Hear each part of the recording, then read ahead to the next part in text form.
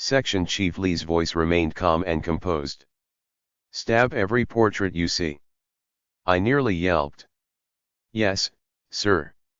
If anything comes to life, I'll signal and run immediately. Yes. We'll repeat the attempt every hour. Oh, did it say they crawl? That's good, less mobility. Exactly.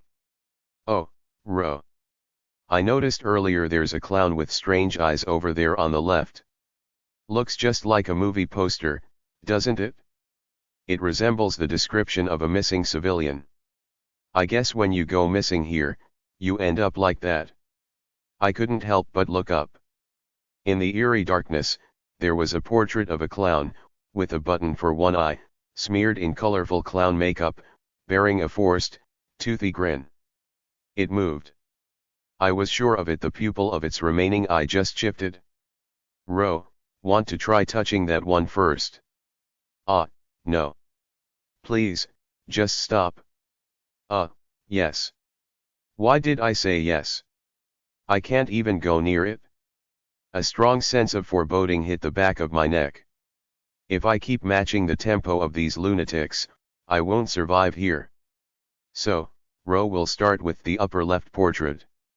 Wait a second. This is my chance. I think I've figured out the right way to escape. What? It's been less than a minute since we got here, but anyway, I've figured it out. Just trust me. I deduced it from reading the records of civilian escapees. Has my brain ever worked this fast before? I can't let these fearless maniacs take the lead. First, we must not touch the other portraits. Huh? Why? Because I'm terrified, that's why. But my mouth said something different. There must be a specific correct answer. Is this what survival instinct feels like? I immediately pulled out the toy coin from my equipment and summoned the translucent glove into the air. Then, I handed over 2,501 coins to the glove as if I were dumping them on a big-time YouTuber. T/N, approximate $8 total. The glove froze for a second, like it was in shock from the generous donation, then happily spun around in the air before merging with my hand. Wait, is that your equipment, Ro? Yes. It allows me to remotely touch objects. Whoa. At least now I didn't have to approach the clown portraits and touch them myself. But I pretended I had a different plan, nodding seriously as if deep in thought. From now on, I want to run and see as many portraits as possible. We need to find the correct one. I looked at Section Chief Lee Jahan. And starting now, the portrait I describe will be the correct one. If you spot it, please tell me immediately. Is that okay? If this works, I won't have to examine each and every clown portrait myself. Of course, if he responds with "Who's this rookie to boss us around," it's all over. But Section Chief Lee didn't seem like the type to be obsessed with authority. Even though he had a lizard's head. And maybe even thinks like a lizard. Sure. It worked. Relief coursed down my spine, almost making my legs give out, but I held on, nodding as if everything was still under control. Then, I'll start running. I acted as if I were testing out some brilliant new hypothesis, one that required running to test properly. Though it's actually not necessary at all. Escaping from here is surprisingly simple. You can touch any portrait you want, and it won't affect finding the correct one. If you're brave enough, you could just stroll around casually and figure it out. But I had already learned my lesson. I learned the hard way during that game of tag with the ghost at the convenience store. What's the key to survival for a coward? Speedrun. Haunted house midway escape. Let's go. Chapter 17. Chapter 17 to 17. Around the time field exploration team's D-Squad entered the ghost story. Section Chief, what do you think the grade will be this time? D-Class again, most likely. Hey, Supervisor Lee. You should be more tactful about these things, yeah. It's fun and all, But let's keep it within the development department. Don't bring it up when other teams are around. Got it? Ah, yes. The research team supervisor, who had been grinning as he talked about betting with Kim Solium, finally shut his mouth. How annoying. He had underestimated Section Chief Kwok Jakang, thinking he was young and easygoing, so it was unpleasant to be scolded over something like this. And this irritation reminded him of someone else who had seemed even more irritating and easy target. That rookie from the field exploration team. The nerve of him, staring down at his superiors. He had tried to include the rookie in the bet, but the new hire had outright refused, looking completely unimpressed. Kim Solium, wasn't it? You're just a lab rat for human experiments, so where's your attitude coming from? If you're a rookie in the field exploration team, half of your life is already forfeit. But seeing him act all stiff-necked just because he made some achievement? It was laughable. He had heard stories of clueless rookies like this every year, and now, he was seeing one for himself. Will he die? It'd be hilarious if he did. His morally numb brain anticipated a rush of dopamine, making him salivate a bit at the thought. He quickly sent a message in the company's anonymous betting group chat. Am betting 10 on D-Class. KK. It was more than a bet, it was his hope. The chances of them dying would be much higher if it were D-Class. Then, a superior interrupted his thoughts. Supervisor Lee, make sure the preliminary report is ready by the end of the day. Yees. Not like the lab rats will make it out of the darkness before my shift ends anyway. His boss was making him handle the kind of tasks he'd normally pass on to his junior during a shift change. Why did he have such bad luck with supervisors? Grumbling internally, the research team assistant supervisor continued writing the preliminary experiment report. 3.2 Test subjects. Adults over the age of 18 who have seen the 5-second video ad titled "The Clown Hates You," played as a promotion on a certain video platform for. After watching that, they approached the clown's hand, which then dragged them in, right? Isn't approaching something like that just stupid? If you see something suspicious, you should run away. From that point, it's already natural selection at work. But then, there are the lucky civilians who manage to escape. According to the testimonies of surviving civilians, they managed to return to reality by jumping into the empty portrait after a clown left. The test subjects know that going in. However, there wasn't any clear indication of which portrait was the right one. The hallway types, the sizes of the portraits, the frame designs, even the timing, it all varied. It seemed that most people who escaped had simply jumped into the empty portraits by chance and got lucky. Finding the correct portrait is going to be a real grind. The darkness required a lot of stamina, with people having to wake up clowns, evade them, and sometimes even fight them off. At the same time, not knowing which portrait was the right one must have been nerve-wracking. At least 1 or 2 deaths were practically guaranteed in this scenario. They'd probably make sacrifices as they tested out different portraits. For someone to escape, it'll take at least half a day, maybe even a few days. Yaa. Clear. Wait, what? The researcher turned his head. From the corner of the lab, a group of people suddenly poured in. It was the entire field exploration team D squad. Is the Dream Essence collector full? Yes. Oh, it's D-Class. He reflexively checked his watch. It was 2:41 p.m. They entered at 2:15 p.m. Only 26 minutes had passed since they entered. Wait. 26 minutes. Seeing the 4 members of D-Squad emerge from the ghost story in less time than it would take for a quick coffee break, a heavy silence settled over Research Team 1's office. Am I dreaming? No. Are we the ones trapped in a ghost story? Not that either. My goodness. How did you all get out so quickly? Section Chief, did you smash your way through again? Kwok Jakang's admiration was met with an immediate response. No. Right. He did it? Kwok Jikang's gaze shifted to the D-Squad superiors speaking in unison. Nice to see you again. The rookie who had quietly been standing at the back bowed his head. It was Kim Solium. This friend did it? The unspoken question, isn't he just a rookie, was met with a casual reply. What's new? Ro was like this on his first day, too. The assistant manager and supervisor of D-Squad didn't say anything more and began organizing their equipment. Section Chief Lee Jae-han nodded. That's how it is. This ghost story is D-Class. Ah, yes, of course. Section Chief Lee Jae-han promptly started his report. Kwok Jikang, accustomed to his efficiency-driven, stream of consciousness style, responded right away. So, what's the clear mechanism? I don't know. Oh. May I explain? The rookie raised his hand from the back. Sure, go ahead.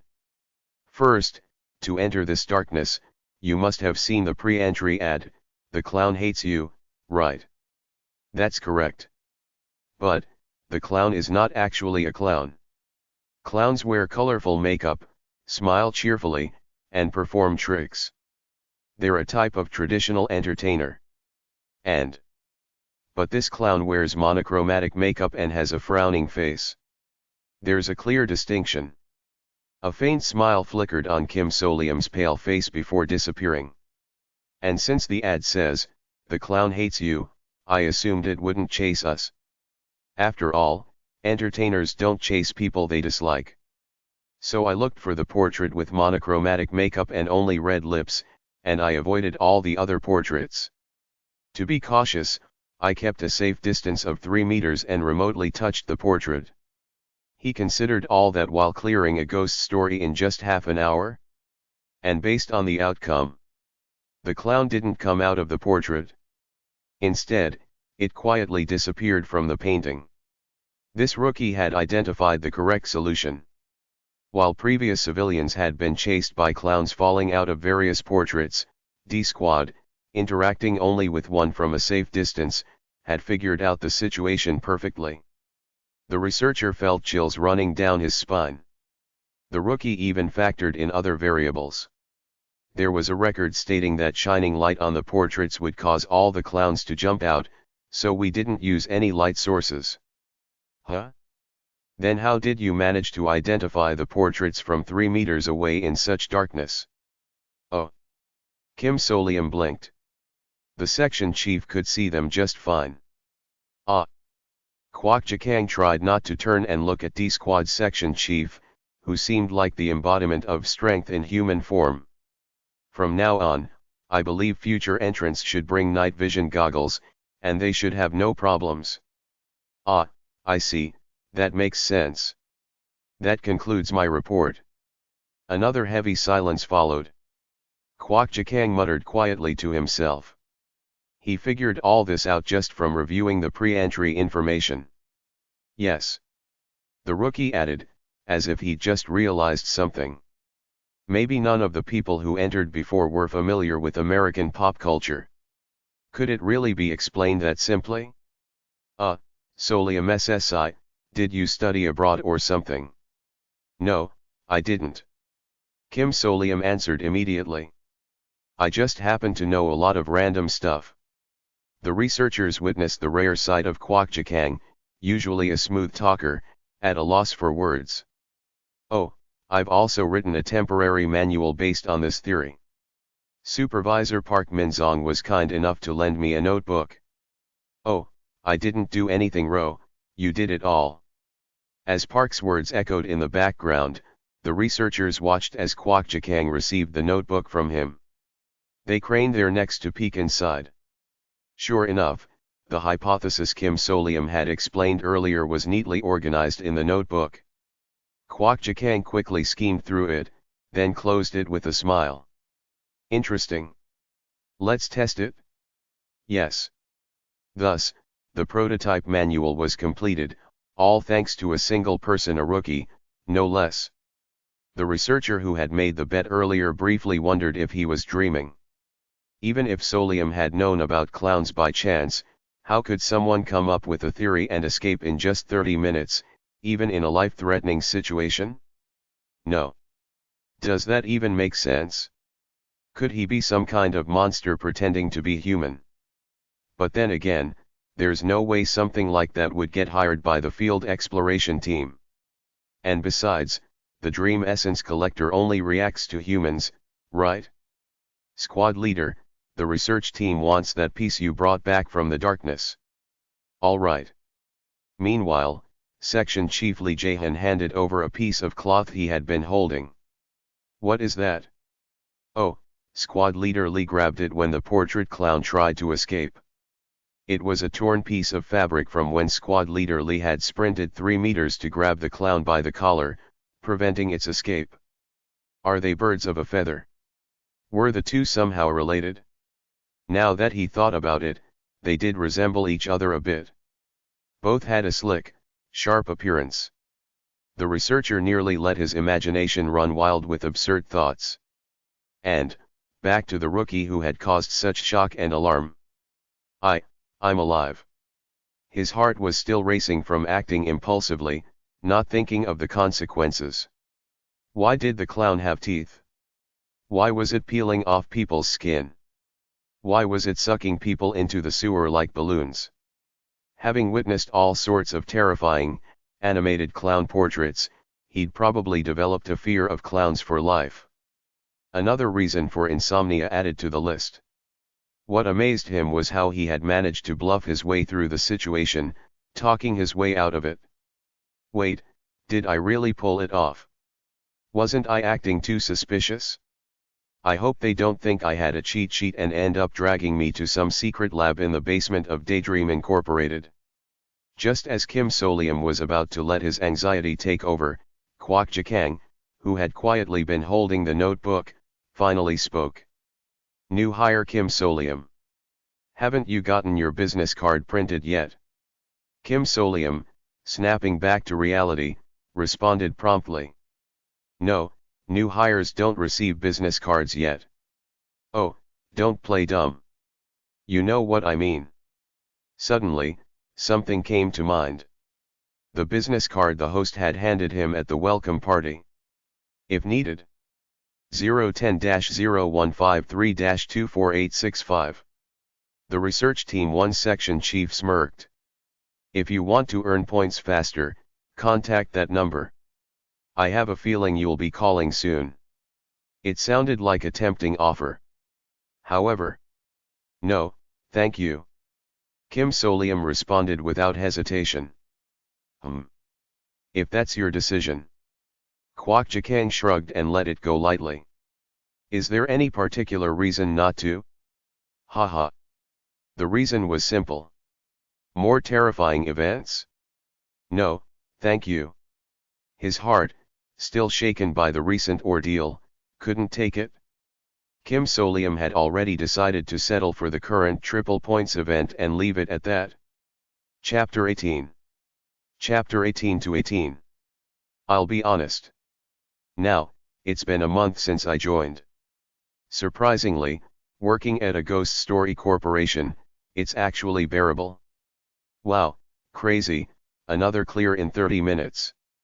Are they actually doing better than C Squad?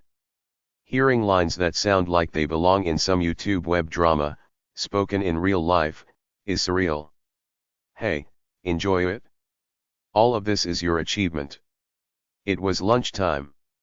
Assistant Manager Ian, proudly carrying both the A and B menu options from the cafeteria, spoke coolly. By the way, we'd already cleared one case this morning. Thanks to Ro, I'm doing the crazy thing of clearing 12 new ghost stories in a month. No, it's all thanks to your excellent leadership. Leadership, my foot. I'm just enjoying the ride. That's right. I'll buy beef today, Solium Sun Benham. Minzong that's a bit. Hey, what's wrong with that? Ro's definitely more of a sunbee than me. When a superior makes jokes like this, it can be surprisingly hard to react without feeling awkward.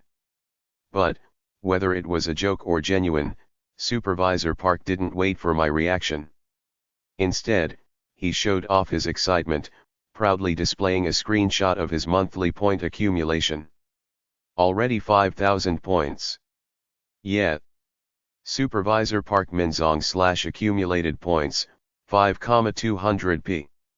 That's also how many points I earned in a month. Speed runs do work. I never imagined my survival tactics would end up like this. Most of the ghost stories were F-class or D-class, so it was manageable. It seems like high-level ones don't come around often. If they did, the world would have ended already with it, and so, the world perished finale for this universe. Anyway, my superiors were more excited than I was. They seemed to find it more amusing since it wasn't their work. Probably the fastest record for a new hire in the company's history, right? Oh. Now that I think about it, I've barely seen any of the other new recruits. Since I've been going in and out of the research team's office at the 17th floor daily, I haven't had many opportunities to meet the other squads of the field exploration team. And Beksahan and I are still pretending the other doesn't exist. To maintain the crazy persona I adopted, I'd sometimes throw in over-the-top work-related jokes. You're going on a ghost investigation today, right? Wanna bet on how many civilians die? The researcher who liked to gamble gave me some inspiration. Thanks, buddy. Anyway, seeing Beksahan gritting his teeth and ignoring me showed that my approach was effective. Smooth sailing. I finished the last sip of my galbi tang, short ribs soup, and set the bowl down. Clocking out on time, and getting bonuses. The cafeteria food's not bad either. In terms of benefits, this company would probably get a 3.5 rating or higher on sites like Employment Korea. Of course, there's the massive stress that comes with essentially spending every day in haunted houses where ghosts appear. Things I would have refused to do no matter what before. Well, that's just typical corporate life now, I guess. And just like any other job, the sense of accomplishment from getting results somehow makes you think it's not so bad. Ro. Assistant Manager Ian spoke softly and quietly. At this rate, higher UPS are bound to take notice. Pardon. Your performance, I mean. You can chalk it up to luck once or twice, but not 10 times in a row. Assistant Manager Ian squinted and grinned. Someone higher up will definitely want to take a closer look at you. When that happens, make sure to let us know. Tell the squad leader too.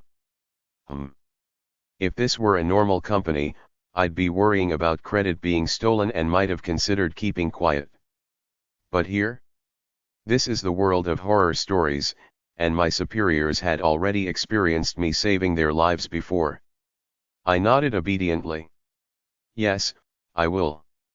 See, even though he may not look like it, or rather, just by looking at him, you can tell our squad leader is quite exceptional, right? Our eyes followed Section Chief Lee Jae-han, who was finishing his meal quickly and leaving the cafeteria. If you ever get an absurd request, just ask for his help once. He'll cover for you. That lizard? Understood. Okay. Ro, you're good at understanding things. To be honest, I wasn't fully convinced, but I just nodded.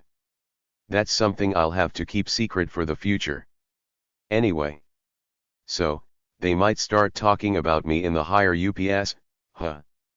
I stood up, clearing my tray, while thinking. At this point, it's inevitable that I'll stand out. I've pretty much accepted that. After all, if I'd seen a clown crawling out of a portrait with only its upper body, I probably would have passed out on the spot. But there's one thing I can rely on. They can't give a newbie anything harder than this, right? If they do, it wouldn't be a simple job dump but actual core tasks for the department. Making a new recruit, who's only been here a month and isn't even experienced, handle the department's core responsibilities. That's something you'd only see in a crazy YouTube skit. Plus, it would go against the unwritten rules of any big corporation. I'll just chalk this up to my work evolving into unhandled ghost stories and consider myself lucky. If this becomes a regular thing, they'll just think, oh, this guy's specialized in that area, and get used to it. Shall we head back? Yes, ma'am. I made my decision and returned my dishes. However, at that moment, as I was getting used to this strange world and work life, I forgot one universal truth about society. The one about the nail that sticks out gets hammered down. At the same time, in the office of Research Team 1. They cleared it again in just over an hour. One researcher, who had been slacking off while reviewing D-Squad's records, gritted his teeth. How many points have they earned so far? 5,000p. At this rate, within a few years, they might break the record for fastest Wish ticket acquisition. Lucky you, huh? The researcher muttered bitterly.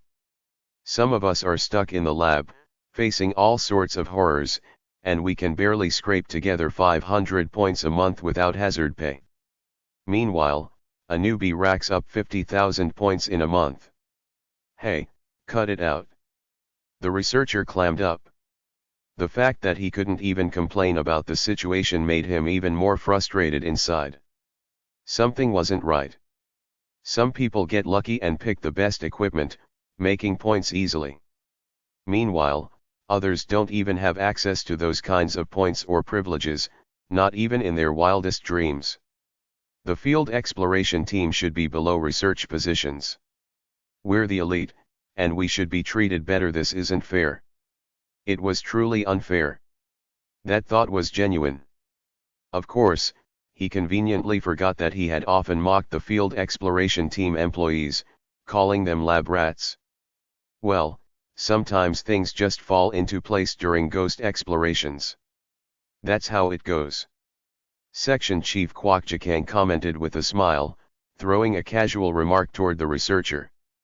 Though, I admit, this case is something else. Ignoring the researcher's sour expression, Kwok Chikang flicked through the documents. Oh, and I hear this ghost story requires more than 10 people to enter. Supervisor Lee. Ah, yes. That's correct. You need 10 people to enter the ghost story? With a smile, Kwok Chikang picked up a pen. Looks like this will be a team effort, then. Assigned, Squads A, D and Y. The researcher watched as Kwok Chikang pulled out the roster and marked the squads. And then it happened. Supervisor Lee. Yes. Do you know what the alphabetical order of the field exploration teams means?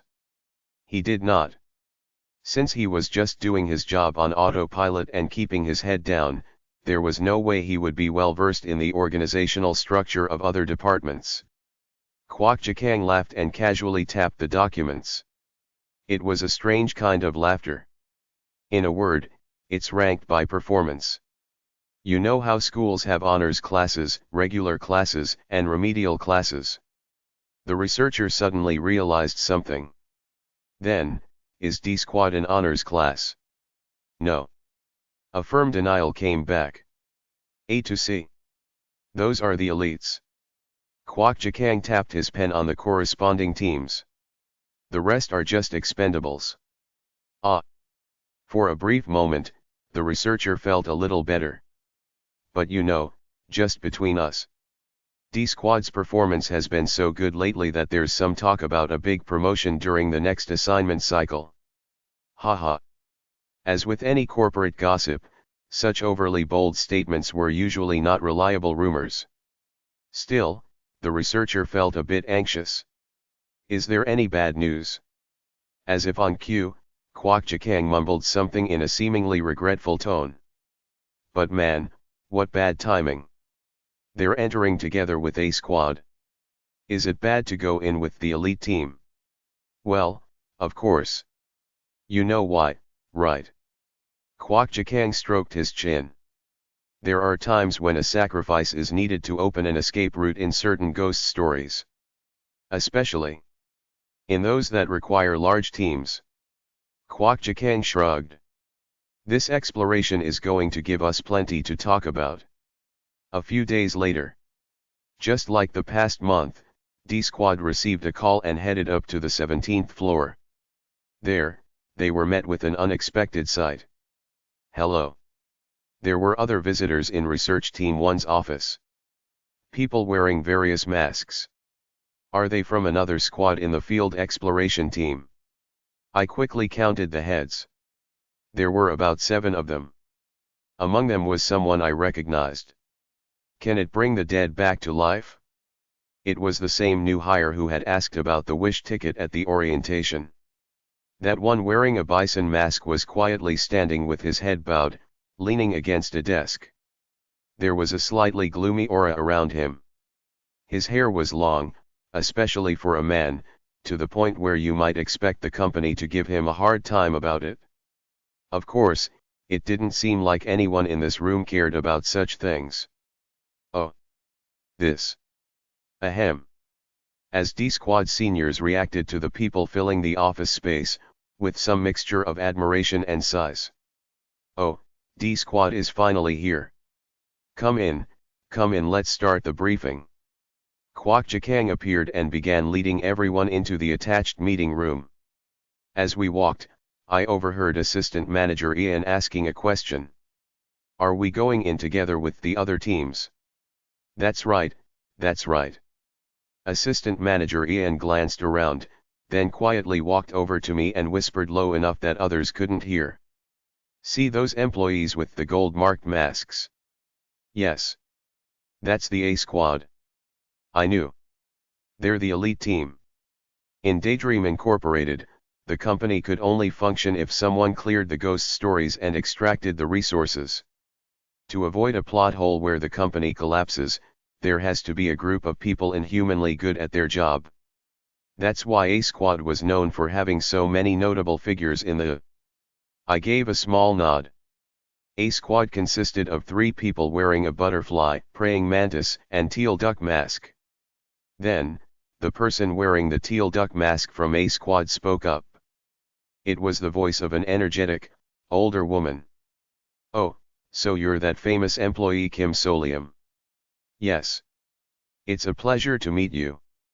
I instinctively bowed my head, but cold sweat started to form. That Kim Solium? What kind of rumors are circulating about me? Right, right. If we get the chance, let's meet sometime. You've got a bright future ahead, kid. The woman passed by me and took her seat. That must be the leader of A Squad. Assistant Manager Ian continued explaining. And, the ones without the gold marks on their masks are the Y Squad. 3 people wearing masks without gold marks, plus the new employee with the bison mask that I recognized. There was a somewhat gloomy atmosphere surrounding them. The leader of Y Squad isn't a manager, just a regular employee, but don't worry about it. Just stay quiet. Yes, ma'am. I already knew that, too. Supervisor Park whispered to me. Ro. The people you met today from the other squads, especially the Y Squad, just keep things light with them, okay? I'll tell you why later. Yes, sir. I nodded without question. I already had a rough idea of what that later explanation might be. But suddenly, Supervisor Park sitting next to me seemed touched. Huh. Honestly. I love that you're like a more tactful version of the section chief. I think so too. Was that a compliment? All right, if everyone could take their seats, let's get started with the briefing. Kwok Chakang stood in front of the board without even turning on the prompter. I was going to explain the ghost story you'll be entering today, but... Kwok Chakang let out a chuckle. The truth is, we don't know much. What do you mean by that, Section Chief Kwok? There's only one piece of information from a civilian escape. HOH. In the silence, a few documents were handed out. I looked over the brief page, which was more like a memo.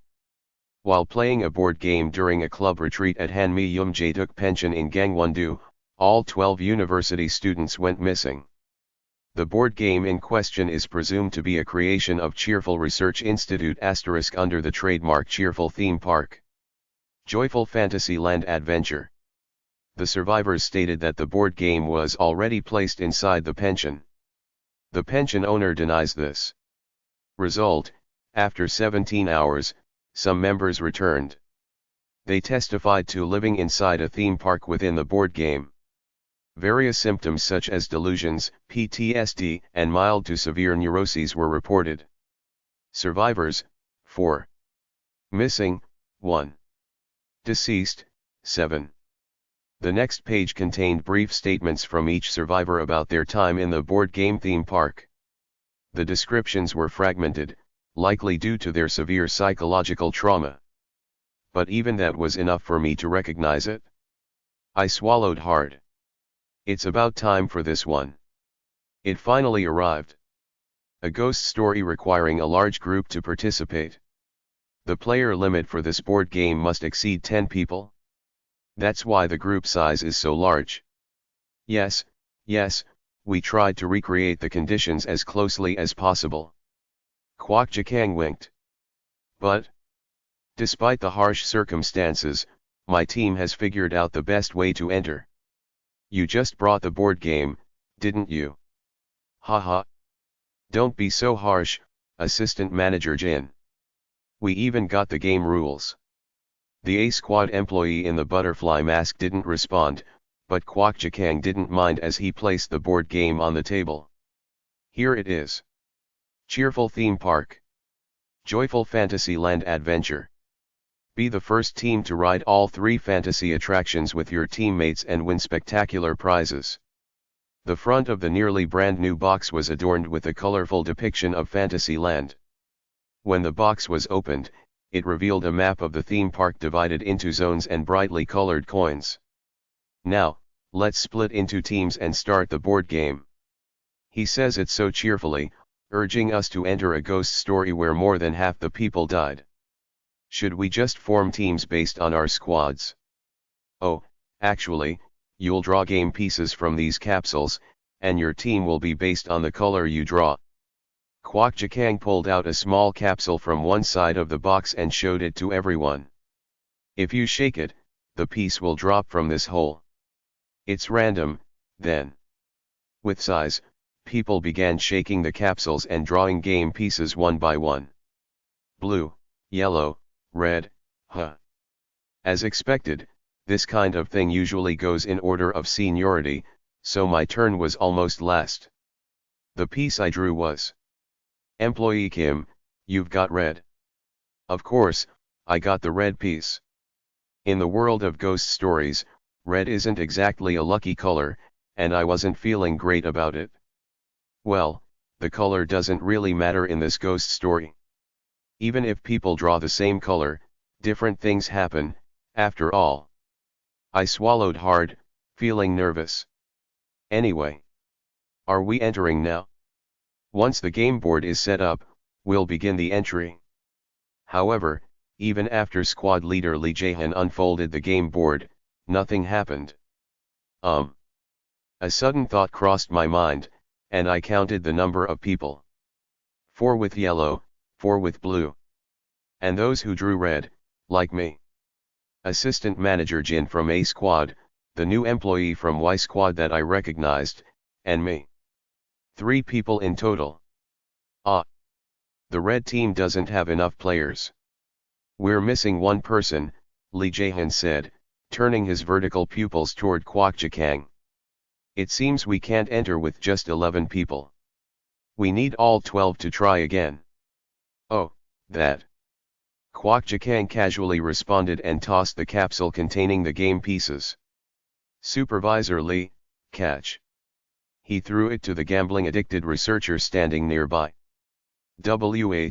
What? The researcher caught the capsule reflexively.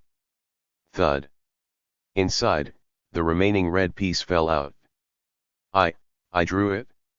Wait a second. Departing for Fantasyland. The game board shot up into the air, swirling before swallowing our surroundings. But why?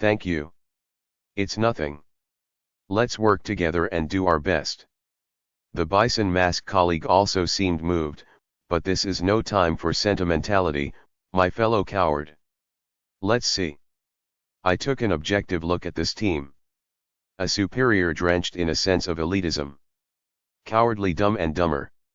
And an extra employee from another department tagged along. Haha, what a mess. If this were an actual story from the, everyone would be dead at the start of the record, and the POV would switch to Section Chief Lizard. But there's still a way to survive with this team. There is. If we follow the rules carefully and aim for an escape route. Do you remember, by any chance? Remember what? The phrase written on the board game box. Be the first team to ride all 3 fantasy attractions with your teammates and win spectacular prizes. The eyes beneath the butterfly mask narrowed. 3 attractions. I see. There are exactly 3 slots on this wristband, too. Right. I nodded. For now, I believe we should proceed as it is. Following the demands hinted at by the darkness is the standard method for clearing. A newbie who's been here a month talks like an expert, more than someone like me who's been at this company for 3 years. Oops. Well, I've been sent into darknesses without manuals for the past month, so, I guess I've developed a habit of making these kinds of guesses. Sure, whatever. Fortunately, the A-Squad superior casually nodded. It seemed she hadn't said it out of spite. Your hypothesis is persuasive. Yes. She appeared to accept it reasonably enough.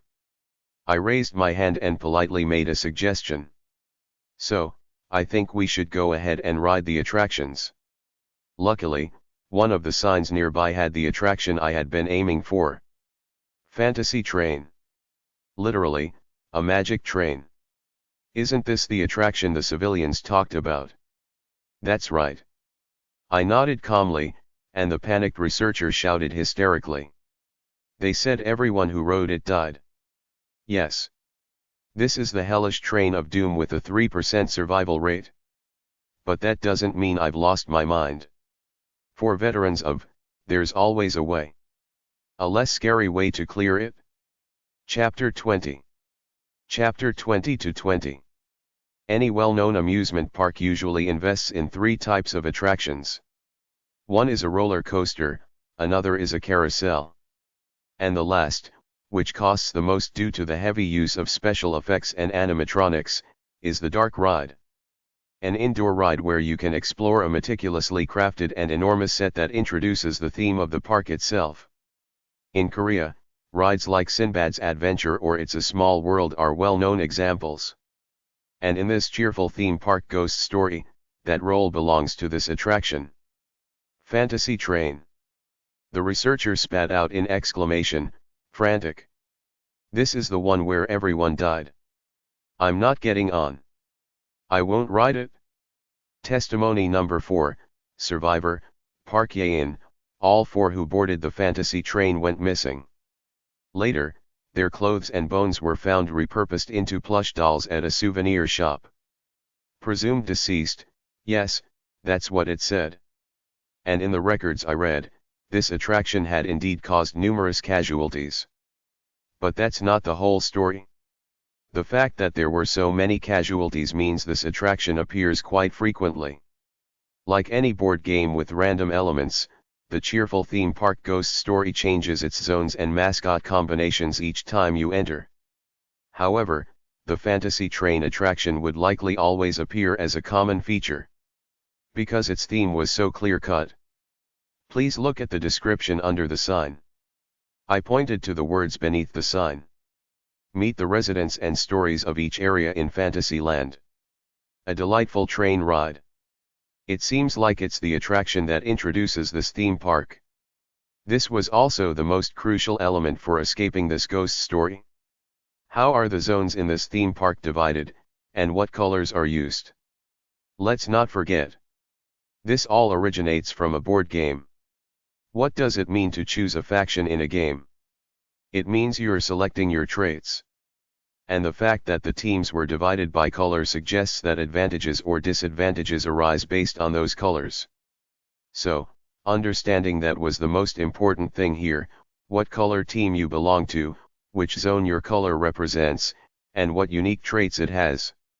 Cheerful Theme Park User Guide, applicable up to Exploration Record number 64, for each zone in the theme park is colored according to its theme.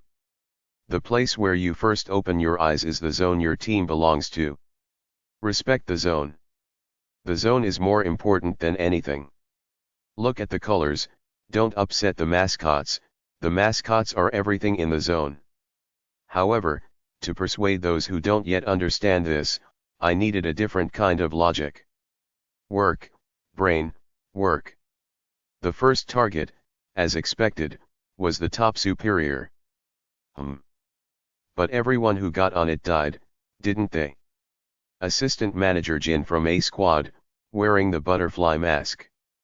To win over this elitist, self-important person, right, flattery would do the trick. They were civilians, weren't they? I deliberately adjusted my tone to sound slightly confused. They approached it without any awareness, riding it like any other amusement park ride. The chances they properly responded to a supernatural situation were low.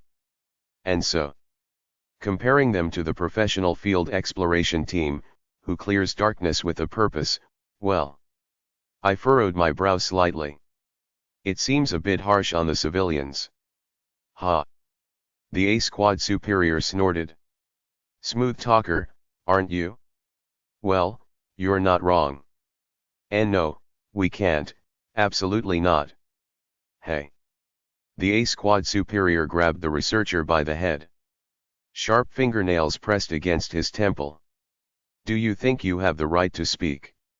Do you want to die here and become trash that doesn't even make it as a souvenir, or do you want to get on that thing? The researcher went silent again. No need for a bully here. Move. The researcher, looking like death, started dragging his feet toward the fantasy train. 2 birds with 1 stone. It was a success. Now, there was only one person left. The Y Squad newbie, Jang Hyoun. As I followed the sign to the fantasy train, I subtly slowed my pace to walk alongside the new employee and whispered to him. Don't worry. Yes. What I said just now was just to convince that person. Actually, I'm going because I thought of a different trick. A trick. Consider it insider knowledge. I smiled slightly. I used to work part-time at a theme park. Oh. Sorry, that's a lie. But in this harsh environment that's so unfriendly to cowards, isn't it fine as long as we survive, no matter what it takes? Trust me, you'll end up saying, wow. Thanks for lying, colleague, too. I see. In that case. Yes. It should be relatively safe. Just take my word for it. Anyway, as we followed the sign, the boarding entrance for the fantasy train soon appeared. It was a model station with an elegant sign, decorated with intricate, realistic steam engine parts and brick patterns, but no one's here. Inside, it was eerily empty. No one was there. Haha, enjoy a wonderful train ride. Haha, enjoy a wonderful train ride. Haha, enjoy a wonderful train ride. The cheerful amusement park music mingled with an odd sense of unease. What I could see was a train waiting beyond the queue. And in front of it, a rabbit mascot dressed as a conductor. Another mascot, huh? Is that the staff for this attraction? That was correct. As we quickly passed through the empty queue, the conductor mascot with hollow eyes reached out a gloved hand and stamped our wristbands. Cheerful, Fantasyland admission ticket. So that's one. Next, we were guided to board a small train that looked like a colorful, fairytale steam locomotive. The mascot then returned to its position and began waving both hands. It seemed to mean something like, have a pleasant ride. Since nothing unusual had happened so far, The researcher and the Y Squad newbie seemed somewhat relieved without realizing it. Unfortunately, I was about to do the unusual thing now. The only place it could be, it must be over there. After checking my surroundings, I fixed my gaze on the mascot. Then I spoke. Assistant Manager Jin. What? See where that mascot is standing, playing the staff role? You can see the platform there. I pointed to a sort of mock ticket booth table right in front of the conductor rabbit. Could you, with your specialized equipment, quietly turn that platform slightly toward us? Without damaging it, and quietly. Why? There's something behind it? The A-Squad assistant manager gave me a somewhat puzzled look, but soon pulled out her fake fingernail. Quickly and quietly. Tick. Scrape, scrape. The retro teal platform shifted, the fake fingernail thrown onto the edge making a faint scraping sound as it turned. As it rotated halfway, instead of the expected wooden finish, there were buttons and circuits visible. An emergency control panel for the attraction. Found it? The control panel. I definitely read about this in the records. There was a scene describing how these theme park rides had control devices implemented as if they were real. Right after boarding an attraction named Tomato Express, shaped like a basket, a label was found inside saying something. Immediate search for the emergency stop button. Found successfully at the attraction's starting point. However, all attempts to press the button failed. Executor, Assistant Manager Leja 1/number of attempts, 6, all participants perished. Even though it failed that time. I can do it this time. I quickly flipped a coin, summoning a translucent glove, tossed a 501 coin, and gestured to merge them. 5 seconds will be enough. My hand floating in mid-air moved toward the back of the partially exposed platform. The target, a lever. Min-max. Hold on a moment, Solium SSI. What is that? That label. Hold on tight. Excuse me? Hold, what? Grab onto the train seat handle. My hand pulled the lever all the way down. And hold on tight. Min-max. At that moment, the train shot forward at a crazy speed. Screech. The fantasy train is departing. Ugh. What the hell? Clutching the train seat handle tightly, I shouted back. I pulled the speed lever. To maximum speed. Why the hell would you do that, you crazy idiot? Because I have a plan. If we rush through, it won't have time to mess with the train. It's all about skipping the events. A dark ride usually moves slowly, letting you see and experience the decorated interior. But if you speed through it like a maniac, you'll skip over everything. The interior decorations, the effects, and even the life-threatening dangers that come with them. In the records I read, there was a case where they used it to slow down a roller coaster, but the key point was the ability to control speed. I figured there was a high chance it would work here, too. Good. It's a success. However, the next step is the problem. I glanced outside. Screech. I could feel the wind pressure. It was almost as fast as a roller coaster. This was clearly a speed meant only for safety checks, meaning, it wasn't designed for actual operation. If someone gets scared and faints, they might get thrown off the train. In that case, it would mean certain death. You could call that the side effect of this runaway train ride. For a coward like me, it was a fatal flaw. But there's a backup plan. Afraid you might faint? Just don't look. Dear passengers, welcome to beautiful Fantasyland. As the narration began, I shouted, I'm closing my eyes. What? I shut my eyes tightly, acting crazy. This narration seems important, so I'm going to focus on it as much as I can. If you feel like you're about to die, let me know. This guy is totally insane, huh? Haha, fine.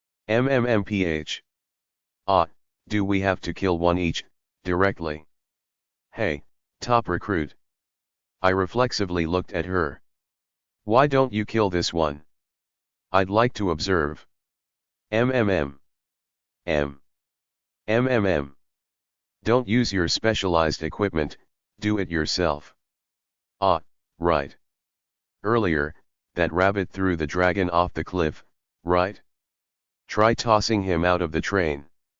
Let's see if that counts, too. Me. Go on. I slowly turned my head and glanced out the window, then quickly snapped it back. The mascots are crying blood. Look at them, stuck all over the windows. There's no way in hell I'm opening that train window. If I did, I'd collapse and become a screaming mess. Besides, what, you want me to kill someone as casually as eating instant noodles? No, no. Putting that aside. This is a death route. I realized it now, after another irregular event threw everything into chaos and scared the wits out of us, but it was clear. If we comply with the mascot, we're all dead. This, if we go down that path, we'll all be killed. But how do I convince her? If I say, I've seen over 70 exploration records from the future, she'd probably decapitate me on the spot. So. To hell with it? Wait a moment. What? This is a trap. I decided to lie my way out. I started spouting a lie without even a drop of hesitation. Chapter 21. Chapter 21 to 21. In the desperate situation where the blood-teared mascots with eyeless stares demanded, "Come on, start killing someone yourself," lies flowed effortlessly from my mouth. A trap, you say? Yes. Think about it. I struggled to avoid looking at the crazed mascots on the window while maintaining an expression that said, I just had a brilliant thought. This darkness bound us as a team.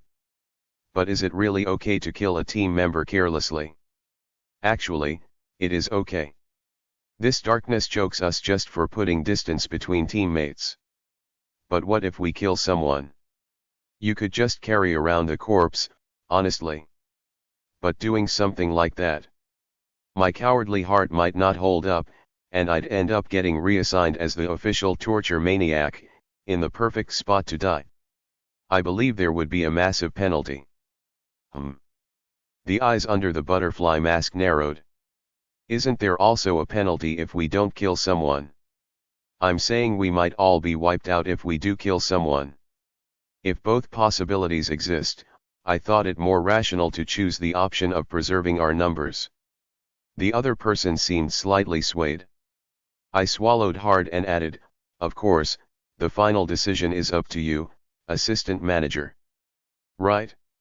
If you kill me, you'll die too, You don't want to die either, do you, you crazy bastard? Stop. Thud. I firmly struck the back of the researcher's neck. Knocked him out cold.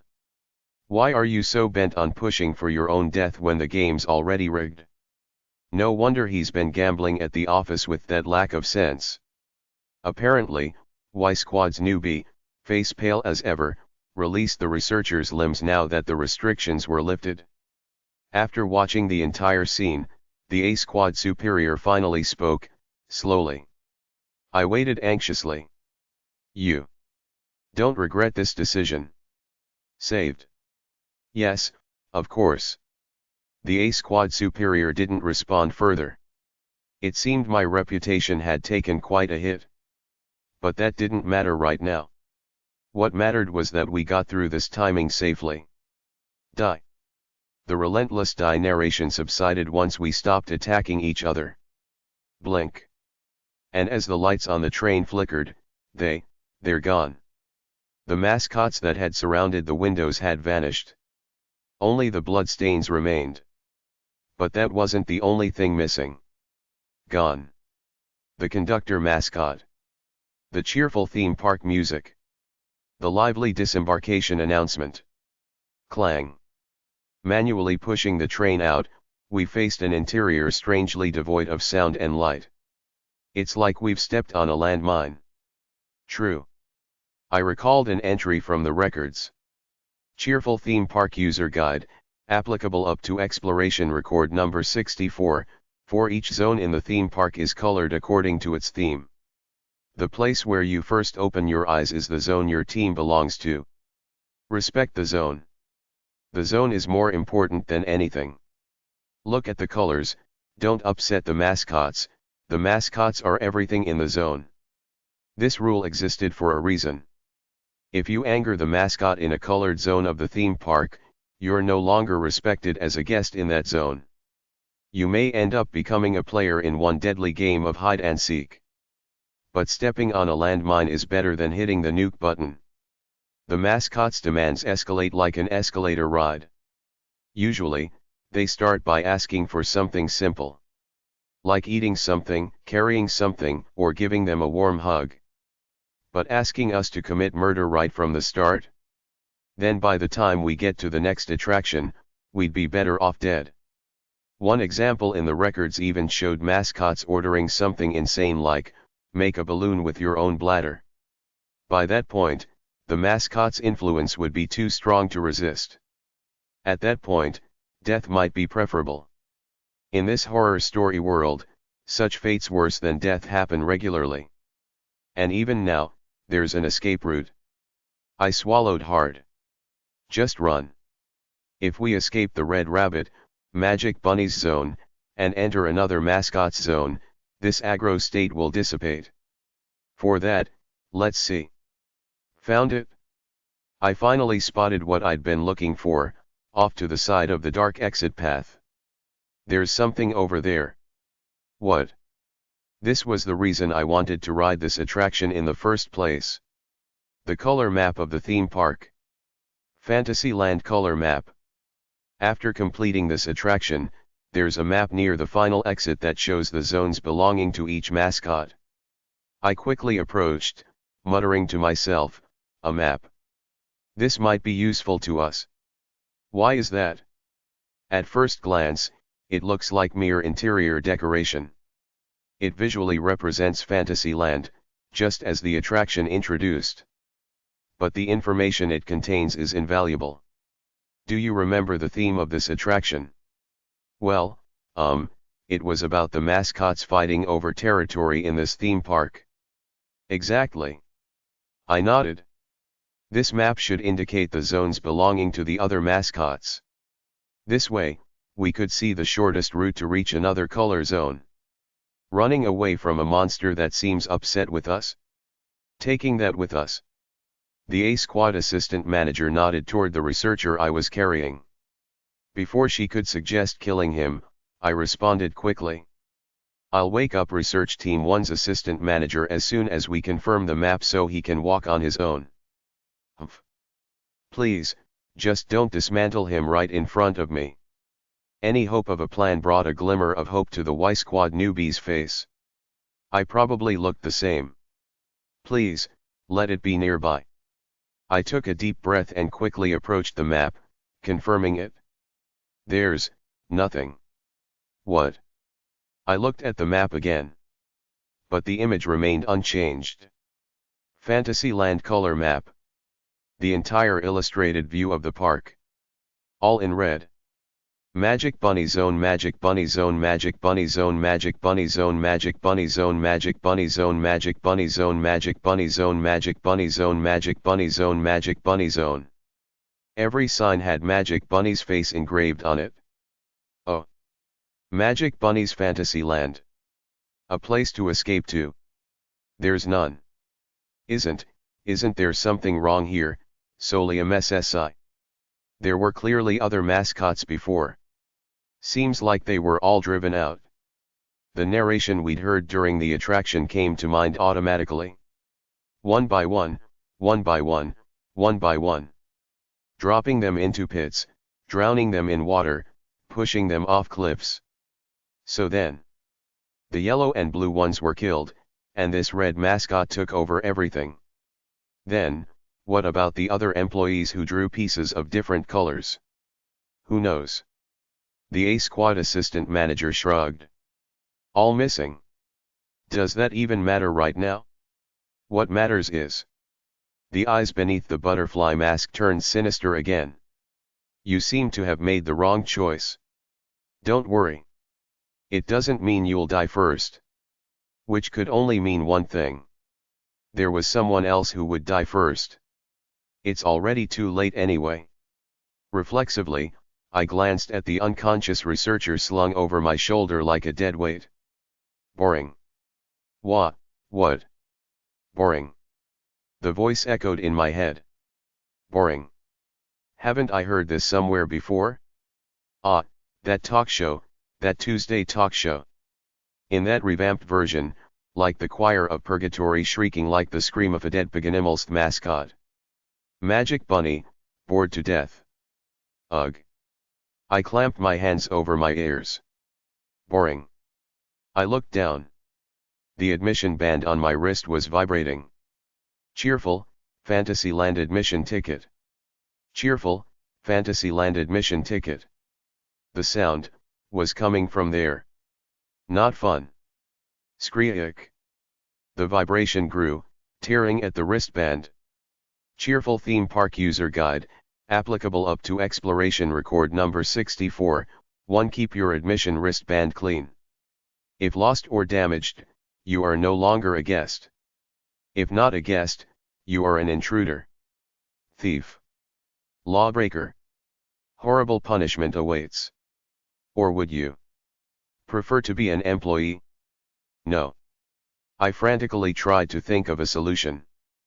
But there was none. Nowhere to escape. There was nowhere to run. If I wanted to preserve my dignity as a human being, it would be better to end things before it was too. Kim Solium SSI. Now I was hearing hallucinations too. Kim Solium SSI. Can you hear me? A hallucination, no. I lifted my head. Nothing was visible in the empty space, but a voice as clear as day echoed in my ears, unmistakably real. The owner of that voice is Squad Leader. Yes. Section Chief Lizard, or rather, Squad Leader Lee Jahan. This situation felt like déjà vu, though the roles were reversed this time. How did you reach us? I'm using Supervisor Park Minzong's specialized equipment. Boring. The voices overlapped, and the sound of Great Red Magic Bunny grew faint. I barely realized I was on the verge of hyperventilating. No, that wasn't what mattered here. Are you okay, Ro? Are you alive? We're fine. We just completed all 3 attractions. The rest of D Squad's members were all together. How was that possible? The 3 of you aren't on the same color team, are you? I was certain of it.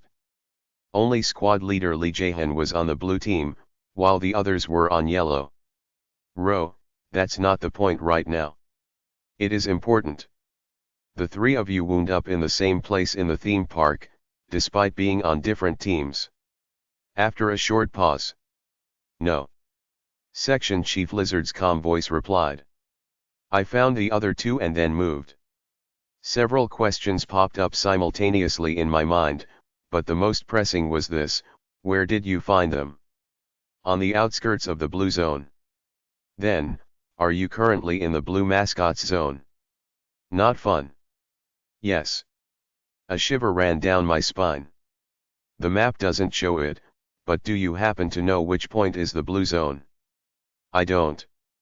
Damn it. You don't need exact coordinates. Just tell me any nearby attractions, or even which direction. Understood. After a short silence. The west. He got cut off. Squad Leader. There was no response. It was likely the time limit on the equipment had expired. And more crucially than that. W West. The face of the Y Squad newbie, who had been listening intently beside me, turned blank.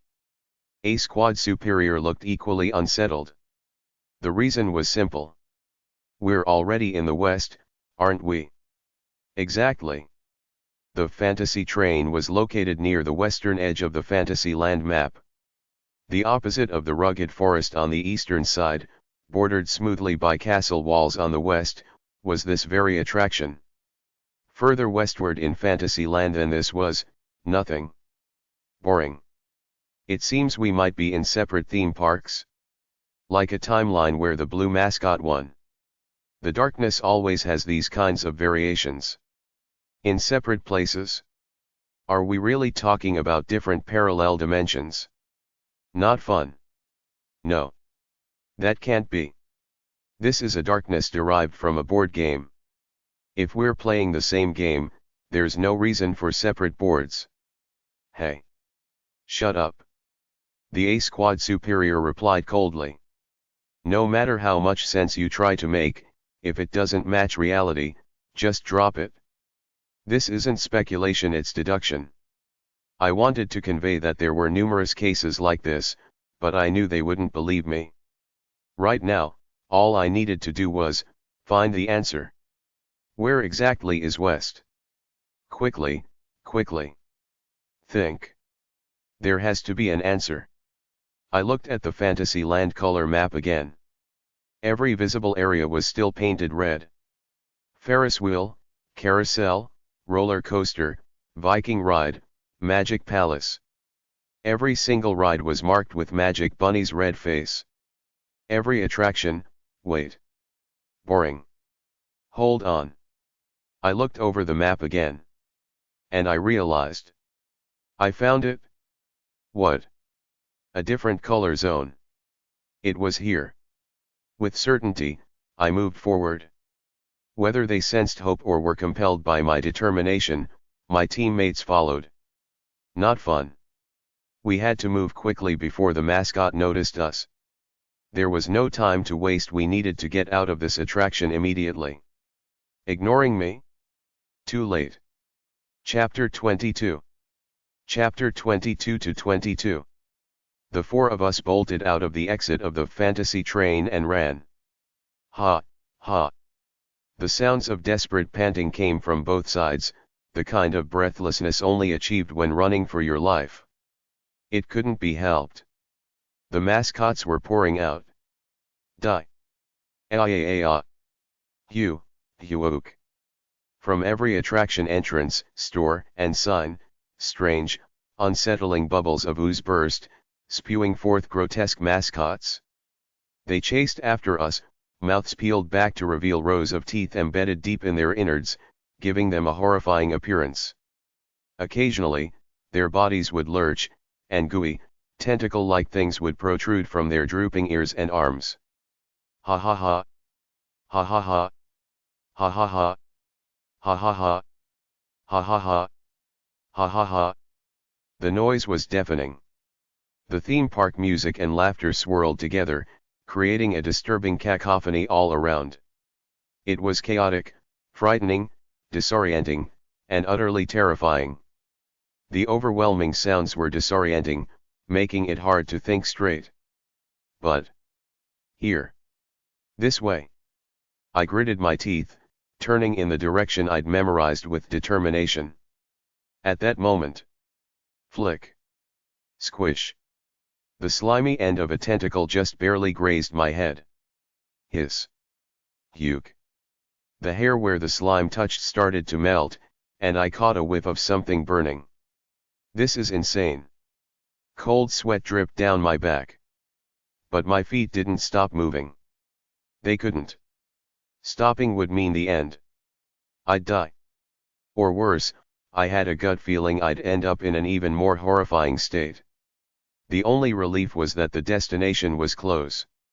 Even the researcher, instead of whining, was drooling as he ran in desperation. Boring. Get away. Get away, I. Shut your mouth. The butterfly mask shouted. She looked like she wanted to throw the researcher to buy time but couldn't bring herself to do it. It was understandable. They're too close. The mascots swarming toward us were multiplying like crazy, and now, some of them were getting alarmingly close. And they were fast. Faster than humans. Damn, damn, damn. In the moment that terror gripped me. Ugh. Someone got caught. Ayok, ugh. The guy in the bison mask went down. Fuck. Without even looking back, I managed to flip a coin in my pocket to summon the glove. Then I tossed a few 501 coins to create a semi-transparent shadow hand in mid-air. Whoosh. The shadow hand flew forward and shoved the head of a grotesque mascot. Run. The Y Squad newbie, who'd barely escaped, staggered up and scrambled to run. Huff, ha, thanks. Later. There was no time to stop the bleeding. My special equipment wouldn't be of any help at this point. The shadow hand will disappear once it goes beyond the 3-meter range. A searing pain shot through my left hand. I almost dropped to the ground, clutching my hand and screaming in pain. It felt like my hand was being crushed and dissolved in a spiked press. Specialized equipment. I realized instantly.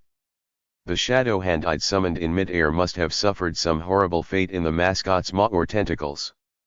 In that moment, I discovered the flaw in my specialized equipment. If the hand created by the glove was destroyed, my own hand would feel the exact same pain.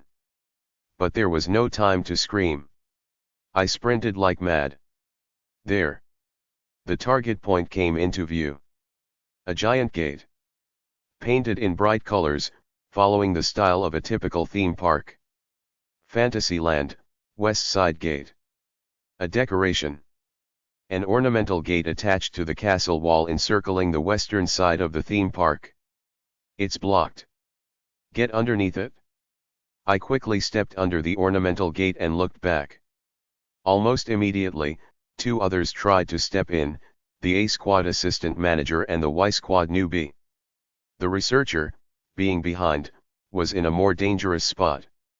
Fuck, move already. Ugh. Thud. The researcher shoved the A Squad assistant manager aside, using the momentum to propel himself forward.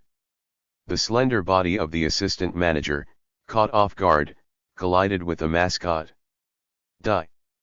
The black-red ooze from the partially melted mascot dripped onto her right then. Ayah. Hiss. The sound of sizzling flesh echoed in my ears. Assistant manager.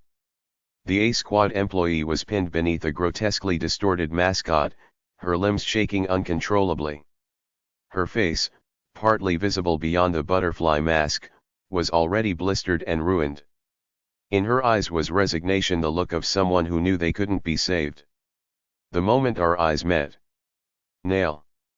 I shouted. Assistant manager, your nail here.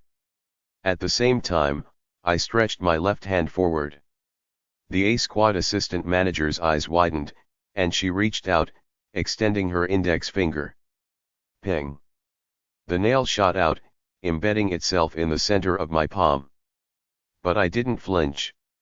It already hurt like hell before. Ignoring the pain, I gripped the nail tightly, pulling her towards me. Whoosh. With a short, abrupt noise, the butterfly-masked body was yanked forward, barely missing the snapping jaws and oozing slime from the mascots. Ha, hey-ah. Huff, huff. We collapsed under the archway, gasping for breath.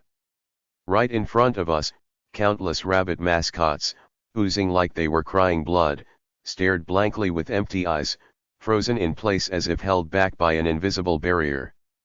Gah! It looked as if an invisible wall had stopped them in their tracks. Cheerful Theme Park User Guide, applicable up to Exploration Record number 64. 5. Enjoy the various zones. Has the appearance of the mascot or the attraction color changed? You're in a new zone now. Unfortunately, mascots from other zones can't exist in the new zone. Say goodbye warmly. I looked down at the ground. The bricks are a different color. As if by magic, 2 white brick lines were under the decorative archway. The mascots couldn't cross from the red brick floor beyond. Boring. I glanced down at my admission ticket. Cheerful, Fantasyland admission ticket. Cheerful, Fantasyland admission ticket. Not fun. The voice faded away. The mascots clustered in front of us stood perfectly still, and then, in a blink, vanished. The sound of our gasping breaths filled the now silent air. I swallowed hard. It seems this is the end of Magic Bunny's fantasy land. We survived. We made it. We escaped. Ah. Hua. The Y Squad newbie collapsed to the ground, clutching his shoulder in relief and pain. I leaned my head back against the wall, gazing up at the sky, catching my breath. I thought I was done for. My heart was pounding out of my chest. I'm alive, huh? The A Squad assistant manager glared icily at the researcher who had pushed her, but then, glancing at the nail-shaped wound in my hand, regained her composure. It seemed she'd decided there was no need to get worked up over killing the researcher right now. It was impressive how calm she remained, despite the intense pain she must have felt from the acidic liquid splashed over her head. Anyway. Yes. The A Squad assistant manager took a deep breath. Thanks. I owe you my life. I hadn't expected that. It's nothing. You survived thanks to your specialized equipment. There's no point being modest here. Just say, got it? You've landed yourself on the right side here. Ah, yes. Unlike some idiot. The researcher desperately avoided her gaze. The A Squad assistant manager gave him a brief look before returning to business. This place seems like a sort of buffer zone. Was that your plan? But it's too cramped to just stand here. What's the next step? This isn't the destination. After catching my breath, I turned completely to face the decorative gate. Did you know that large theme parks sometimes have more than just the amusement park itself? Something else? Yes. Technically, this area under the archway wasn't in Magic Bunny's territory or any other mascots. It was a blank zone in the theme park, so they wouldn't come after us for damaging property here. I rapped my knuckles on the wall that was made to look like a door. Thunk. It sounded hollow. Assistant manager, can you use your special equipment to pry this open? The assistant manager silently raised her hand and extended her fingernail again, wedging it into a crack in the wall and yanking it hard. Gah! Thump, thump. One of the brick panels cracked open, and a gust of fresh air flowed in, carrying the scent of water. Ahahaha. The sound of refreshing splashes, a boat horn, and seagulls filled the air, along with a lively marching tune. Through the crack in the bricks, I glimpsed open space and sunlight streaming down. Enormous, swirling water slides descended into a pool below, shimmering in different shades of blue as water and inner tubes streamed down. Blue Dream Waterland. This place. A water park, the summer zone of this large-scale theme park. It's the Blue Zone. The Y Squad newbie whipped his head around to look at me, eyes wide with shock. How? When I looked at the Fantasyland color map earlier, there wasn't a single water-themed attraction. So I just guessed that there must be a large water section located separately elsewhere. I took a deep breath. And I also figured it wouldn't be accessible through regular routes. They typically sell separate tickets for water parks, after all. So that's why you pried open the wall. Yes. I recalled my earlier conversation with squad leader Lee Jahan. The West. The West. Of course, the squad leader had probably meant the west side within Waterland itself. But since we were at the far western edge of Magic Bunny's Fantasyland, it allowed me to deduce the existence of a separate blue zone. The east side was blocked by the forest, the north led to the entrance, and the south was a cliff. Really, the only plausible place for more space beyond Magic Bunny's Fantasyland was the west. My guess was right.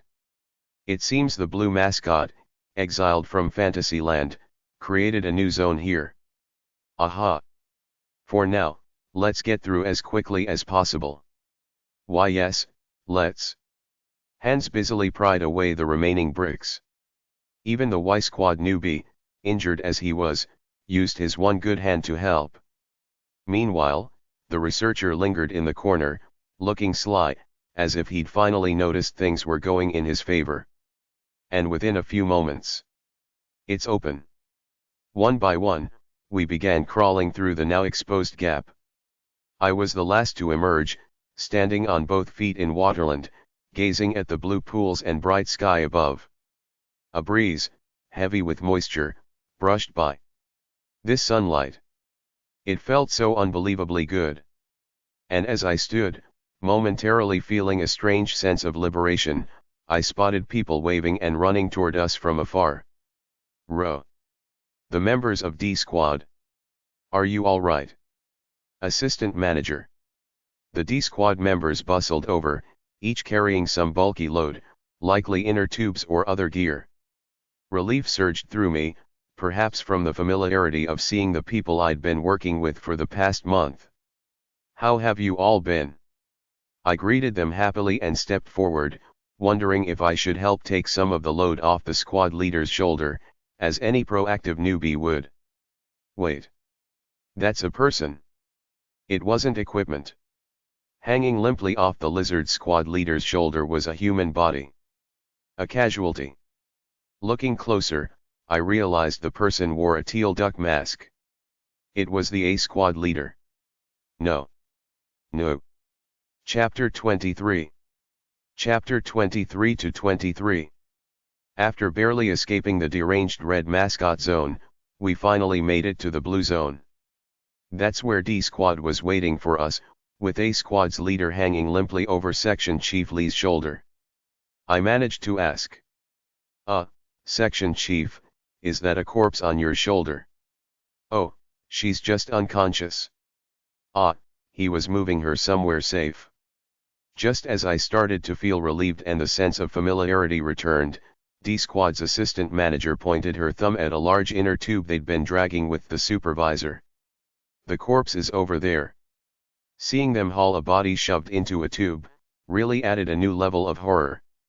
We wrapped it up well, but some parts were broken off. Please, spare me the details.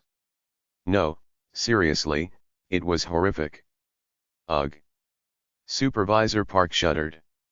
Ro, you better be careful. The mascots here act like some kind of righteous enforcers, Assistant Manager Ian quipped. Here's how it was explained, the mascots in this zone absolutely despise violence between team members. So, in typical A Squad fashion, the assistant manager with the praying mantis mask decided to run a little experiment. While riding the first attraction, he kept forcing the Y Squad employees into dangerous positions for laughs, telling them to unbuckle their seat belts, stand up, sing along, or even do a handstand on the track. 3 Y Squad members died that way. The last one begged for mercy through tears, but he didn't even blink. It was revolting. It seemed that feeling was shared by more than just the survivors. Assistant Manager Ian scowled. When we got off the ride, the mascot was waiting for him, just standing there and calling him a naughty child. And then, she spared me the details, thank heavens. I thought I was going to vomit. Well, I mean, honestly, he had it coming. Even if the chief disagreed with those methods, Supervisor Park said, glancing over at the limp body of A Squad's leader on the section chief's shoulder. By the way, why exactly did she pass out? I asked, still a bit puzzled. Well, our squad leader here, Wait a minute. No way. See, she pushed us a bit hard, trying to save her subordinate somehow. And it got a little excessive, so the chief just knocked her out. Hey. We're all going to agree she passed out from high blood pressure, so keep your mouth shut, Ro. Yes, I'll take it to the grave. Oh, and if you're wondering why Y Squad got treated that way, I already heard. From that person over there. I discreetly nodded toward the assistant manager in the butterfly mask. Seeing that I already knew, Supervisor Park seemed a bit more at ease, as if glad to skip such a dark topic. Anyway, how are your team members doing? Ah. I quickly checked on the bison mask with the injured shoulder and the butterfly mask with the blistered face. Some of them need first aid. Could we get some help? Yes. Suddenly, Section Chief Lee unceremoniously dropped the unconscious A Squad leader from his shoulder onto the ground. Then, he started shaking her shoulder. Wait, Chief. AHH. After shaking A Squad's leader awake, the Section Chief said with a calm face. Section Chief CO, there are employees here in need of treatment. What? Looking dazed at first, the A Squad's leader pointed a shaky finger at Section Chief Lee as realization hit her. You. Yes. How could you do that to Assistant Manager Lee? The one with the praying mantis mask. He's deceased. And while he was dying, what were you doing? We waited until he passed, then retrieved the body and moved on to the next attraction. Oh, dear Lord. A Squad's leader was at a loss for words, her expression one of disbelief, before finally managing to stammer out a response. Why, you watched A Squad die? Are you insane, Lee Jae-hyun? How are you going to take responsibility for this loss? I'm D Squad's leader. A Squad is not my responsibility. With a slight squint, the section chief looked at her, almost perplexed. The responsibility for the loss of A Squad Assistant Manager Lee Sok-jong rests with you, A Squad's leader. Witnessing someone say something like that to a superior in a work setting was something else. Even if they hold the same title, an elite squad leader should technically outrank him. A chill went down my spine in an entirely new way. A Squad's leader glared at Section Chief Lee, her eyes bloodshot. You fainted, yet we still completed the 3 attractions together to meet the clearance conditions. Now, take responsibility and treat your chief. The butterfly-masked assistant manager interrupted, not in an attempt to dissuade Section Chief Lee, but rather addressing the A Squad's leader, who was on the verge of a mental breakdown. Perhaps it would be better to continue this conversation outside. Let's complete the clearance before anything else comes up. Plus, you still have that deranged researcher from Research Team 1 to deal with. Yes, of course. The eyes under the teal duck mask blinked, then gradually calmed down. It seemed she'd found a new focus for her anger. But she still left one last comment hanging in the air. Squad leader Jae-hyun, shall we take this outside? Yes. Supervisor Park leaned in and whispered to me. Don't worry. Apparently, our squad leader hears lines like that as an annual event. Is that, really okay? Well, one thing's certain. I'm definitely not at the level to get involved here. Better to keep my mouth shut and keep my head down. In any case, the A Squad's leader used her special equipment to heal the butterfly-masked assistant manager.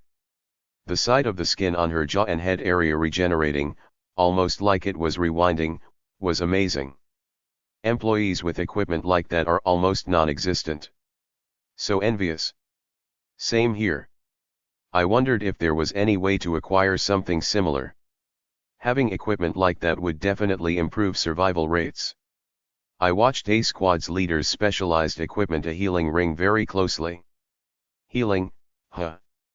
After ensuring the butterfly-masked employee was fully healed, A Squad's leader was about to walk right past the Y Squad member with the shoulder injuries, barely sparing a glance. Could you possibly heal this one too? We need to stay together, and his mobility might be an issue. Surprisingly, the A Squad assistant manager subtly nudged the squad leader to heal both me and the Y Squad rookie. Thanks to that, the Y Squad rookie, whose shoulder was now miraculously healed, blinked beneath his bison mask. Thank you. The assistant manager nodded slightly. Does she really only consider efficiency? Once she'd understood the mechanics of this ghost story and secured an escape plan, she immediately switched to decisions that minimized risks. A logical approach, maybe that's what makes her elite here. I made a mental note to remember A Squad's equipment and specialties. And maybe to try and forget about the bodies stuffed into that tube. Right then, let's ride the 2 remaining attractions and head out quickly. Oh, thank you. As soon as the healing was complete, the red team moved toward the attractions to fill the empty spots on our admission wristbands. The others followed, not exiting just yet. It'll only take about 30 minutes, don't worry, they reassured us, likely staying close to keep an eye on the situation and help out us rookies.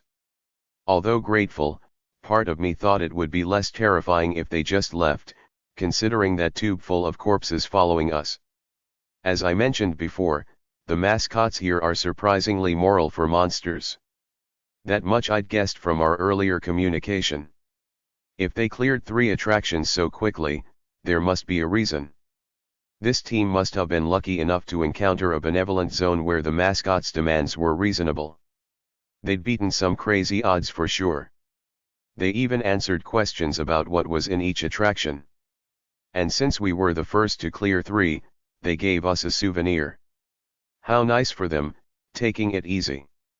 Meanwhile, we've been scrambling for survival in that insane magic bunny zone. Strangely enough, while the red team had lower odds for survival, we managed to keep everyone alive up to this point. Soon, we reached the entrance of an attraction adorned with a blue dragon head drawn to exaggerate its cuteness, its body wearing a life jacket. Hello. The mascot stationed there waved a greeting sign. I bowed slightly in response, and the mascot returned the gesture. We boarded a flume ride called Blue Mountain. It was a typical water attraction where we sat on a boat and enjoyed the stream. The other 2 field team members boarded without issue. Only the last person had a problem. Fuck. The researcher sneered, cursing at the mascot. It seemed like he couldn't help but let out his disgust and fear after dealing with Magic Bunny and facing a slightly less terrifying mascot. These disgusting little fuckers. Hurry up and get on. Yeah. He stole a glance at the mascot before boarding the attraction. The Blue Dragon mascot's button eyes watched silently. With everyone on board, we finished the remaining attractions smoothly. Cheerful, Fantasyland admission ticket. Finally. At last, we'd filled every slot on the wristband. The exit is to the north. Let's move. Yes. Soaked from the water but not caring at all, we were finally on our way out of this cursed theme park. I won't be going anywhere near an amusement park for a long time. Have a safe journey back. The farewell sign above the northern exit gate sparkled with the words. Next to it, a blue mascot stood, dressed formally. Looks like we just need to scan your completed wristbands here to exit. The blue mascot gestured politely toward the gate scanner. All right, squad leaders, you first. Off you go. D Squad's assistant manager made the smart move to organize the situation and get the superiors out first. People began to exit one by one, and as it came time for the assistants and other staff to leave. All right then, assistant manager Jin, after you. Move. The researcher pushed past everyone, sprinting to the gate. Seriously. Though Supervisor Park and Assistant Manager Ian looked momentarily taken aback, they quickly let it slide, likely thinking, civilians, right. A few seconds delay was no big deal. Oblivious to their expressions, the researcher rushed to the gate to scan his admission wristband. It's like he's made a habit of it. Honestly, I found myself frowning. Bad child. Huh. The researcher turned his head. A blue dragon mascot held his wristband with one claw, crumpling it. You. Snap. Arabad child. Ryep. Arentyu. The band broke. Snap. He stared blankly at the torn wristband pieces on the floor, seeming not to comprehend. Then. Ah. The blue dragon's mouth opened wide. Save me. Save me. It began to pull him in. Beside me, Bison Mask muttered feverishly. Gods wrath has awakened. Thuaketari being swallowed bethetide. The rookie and I averted our eyes. So this is how it ends. When moving to another zone, the previous zone's aggro mascot stops pursuing you. But the consequences of one's actions follow. Cheerful Theme Park User Guide, applicable up to Exploration Record number 64. 6. Remember, the theme park is a shared space. Please follow proper etiquette and manners when using public facilities. Countless eyes are watching you, and no one forgets anything. Hey, there's a mascot right behind you. All mascots in the cheerful theme park know what you've done. That includes everything the researcher did. Fuck, move already. Pushing A Squad's assistant manager into the line of attack to escape the red mascot earlier. Maybe they were willing to overlook it, considering the extreme situation. The problem was, he did the same thing twice.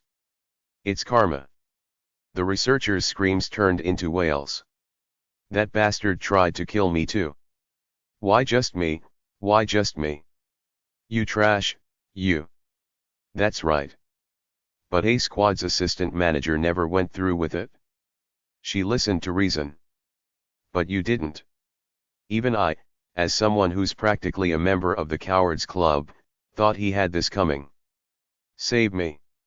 The researcher's voice stretched like taffy, leaving behind a chilling sense of dread. Ugh. My cowardly heart reacted instinctively, making me flinch, but... Don't. A Squad's employee grabbed my arm, holding it down. You can't save him. Not that I'd even considered trying. So I remained quiet. Soon the screams faded, and the unsettling atmosphere around us dissipated. When I looked up, the Blue Dragon mascot stood there, as polite and composed as before. You'd never believe it had just killed someone. Somehow, that made it all the more disturbing. The standards are stricter than I thought. As expected from a ghost story setting, this mascot seemed to have its own code, beyond just refusing to harm teammates. I'll tread carefully from here on out. Let's try exiting again. Yes. One by one, the remaining people filed out. Let's take a look outside. I gave up and let the superiors go first. After seeing my fellow coward through the gate, I stood by the exit next to the Blue Dragon mascot. The dragon, cutely stylized with round eyes, looked directly at me. Could you, not stare? This is terrifying enough. It's nerve-wracking being the last one here, and I'm trying my best to keep my nerves in check. Then. Good child. Was it trying to reassure me? Unlike before, the mascot's voice didn't sound eerie. Maybe they're willing to overlook the damaged property. Thank goodness. Thank you. I nodded and tried to walk past. But the mascot moved to block my path. Good kids kid. A gift. The Blue Dragon reached out, gently touching my wristband. Cheerful, Fantasyland admission ticket. The wristband warmed slightly, and as the mascot released it. Cheerful, Fantasyland membership. The text had changed. LETSPLAY. Forever. Chapter 24. Chapter 24 to 24. I broke out in a cold sweat as I stared at the wristband. Cheerful, Fantasyland membership. But the words that had changed from admission ticket to membership didn't revert, and the material that had become oddly luxurious and ornate remained the same. Oh okay. It's an unexpected situation, but what I have to do hasn't changed. Scan the wristband at the gate and leave. Membership or whatever, I just won't come back. Thank you. I swallowed hard. I'd like to go home now. The blue mascot tilted its head slightly to the side. I stepped toward the gate scanner to scan my wristband. But the mascot blocked my way. Please. Why are you doing this?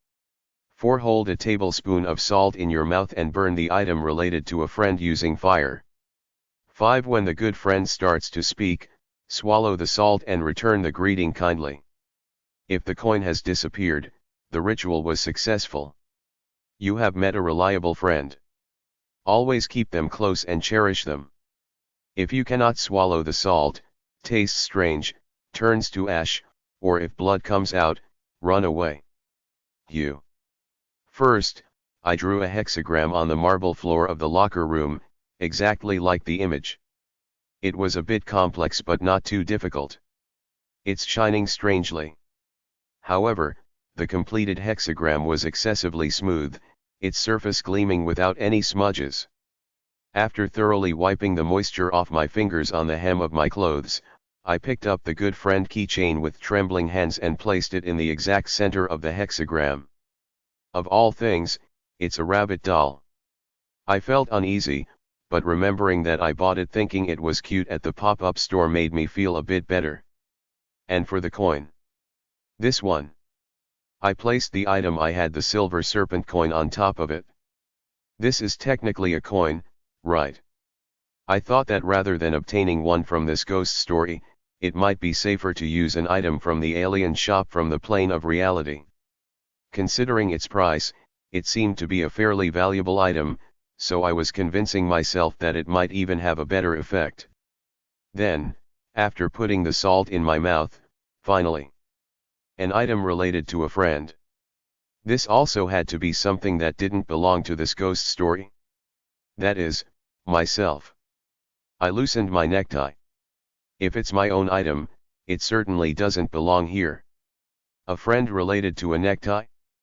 I don't know who it might be, but it's better than something like a kitchen knife. I lit the torch and brought it to the end of the necktie. Whoosh!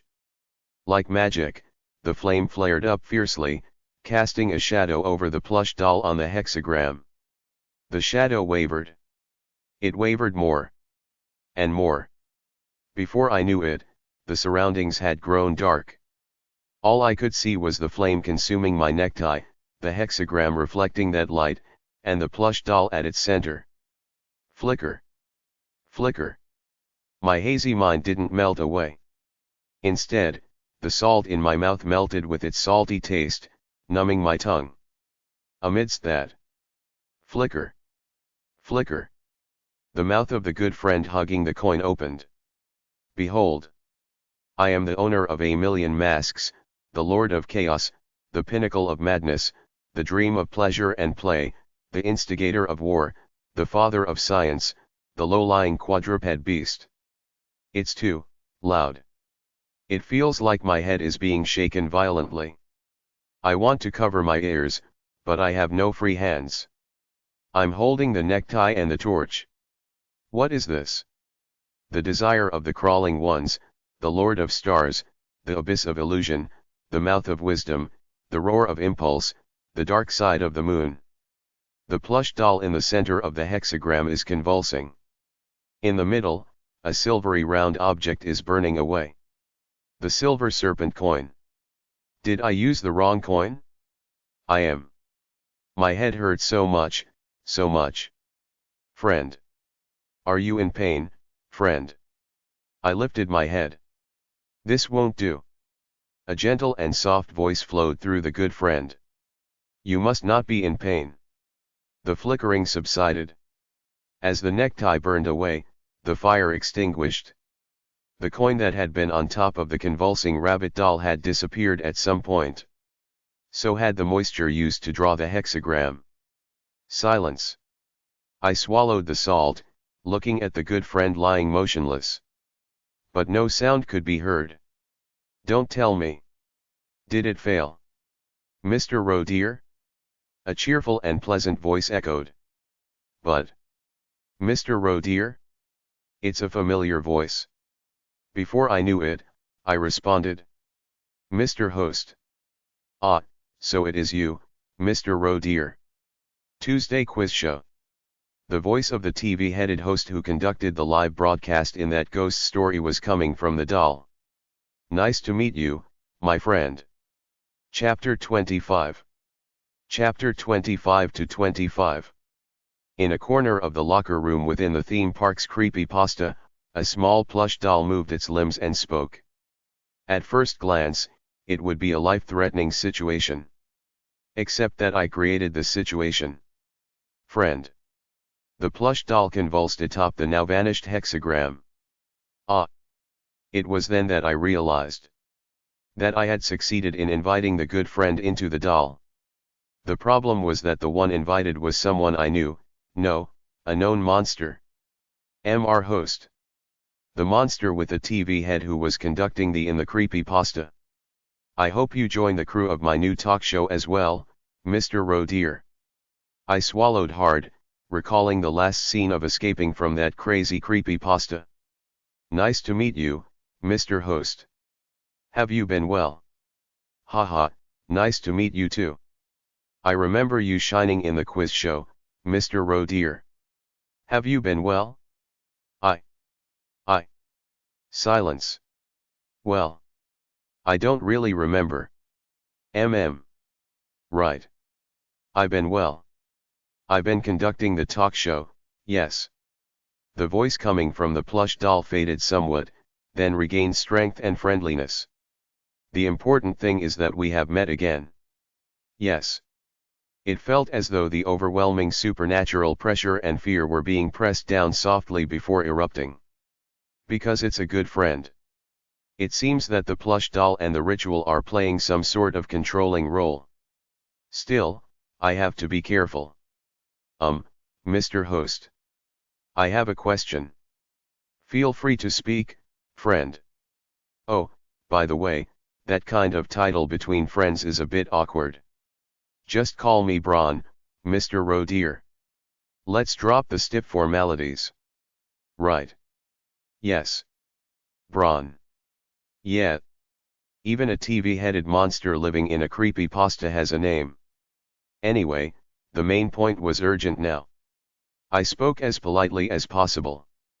Actually, I'm trying to leave the theme park now, but I can't find the way out.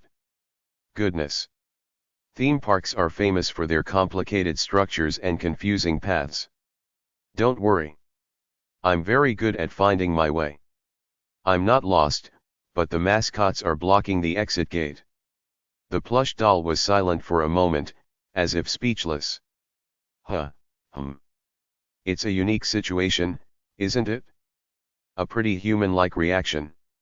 I briefly summarized the structure of this theme park and what had happened.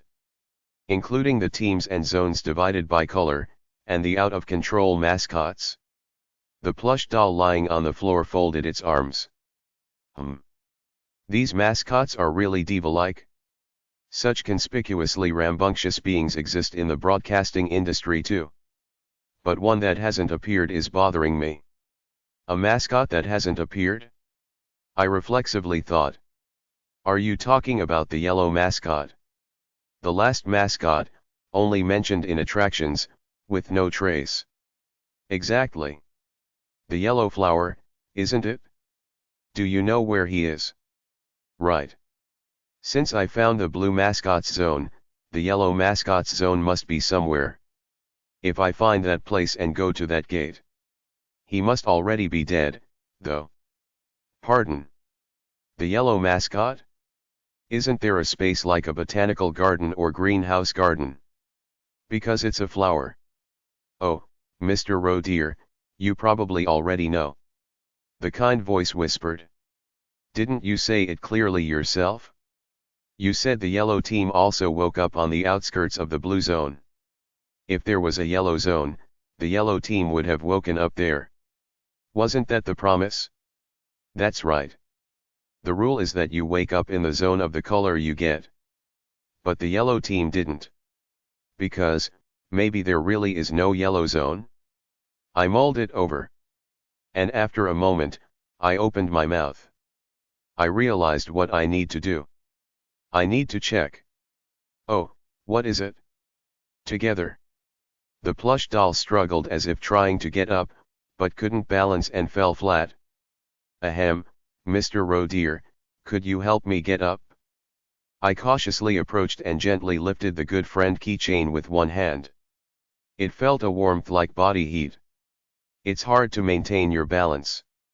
It might take a little time to adjust, but don't worry.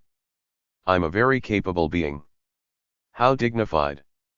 After pondering, I put the plush doll into the front pocket of my suit. The plush doll exaggeratedly raised one hand. All right, let's go. But, where are we going? It's a place that can guide the way.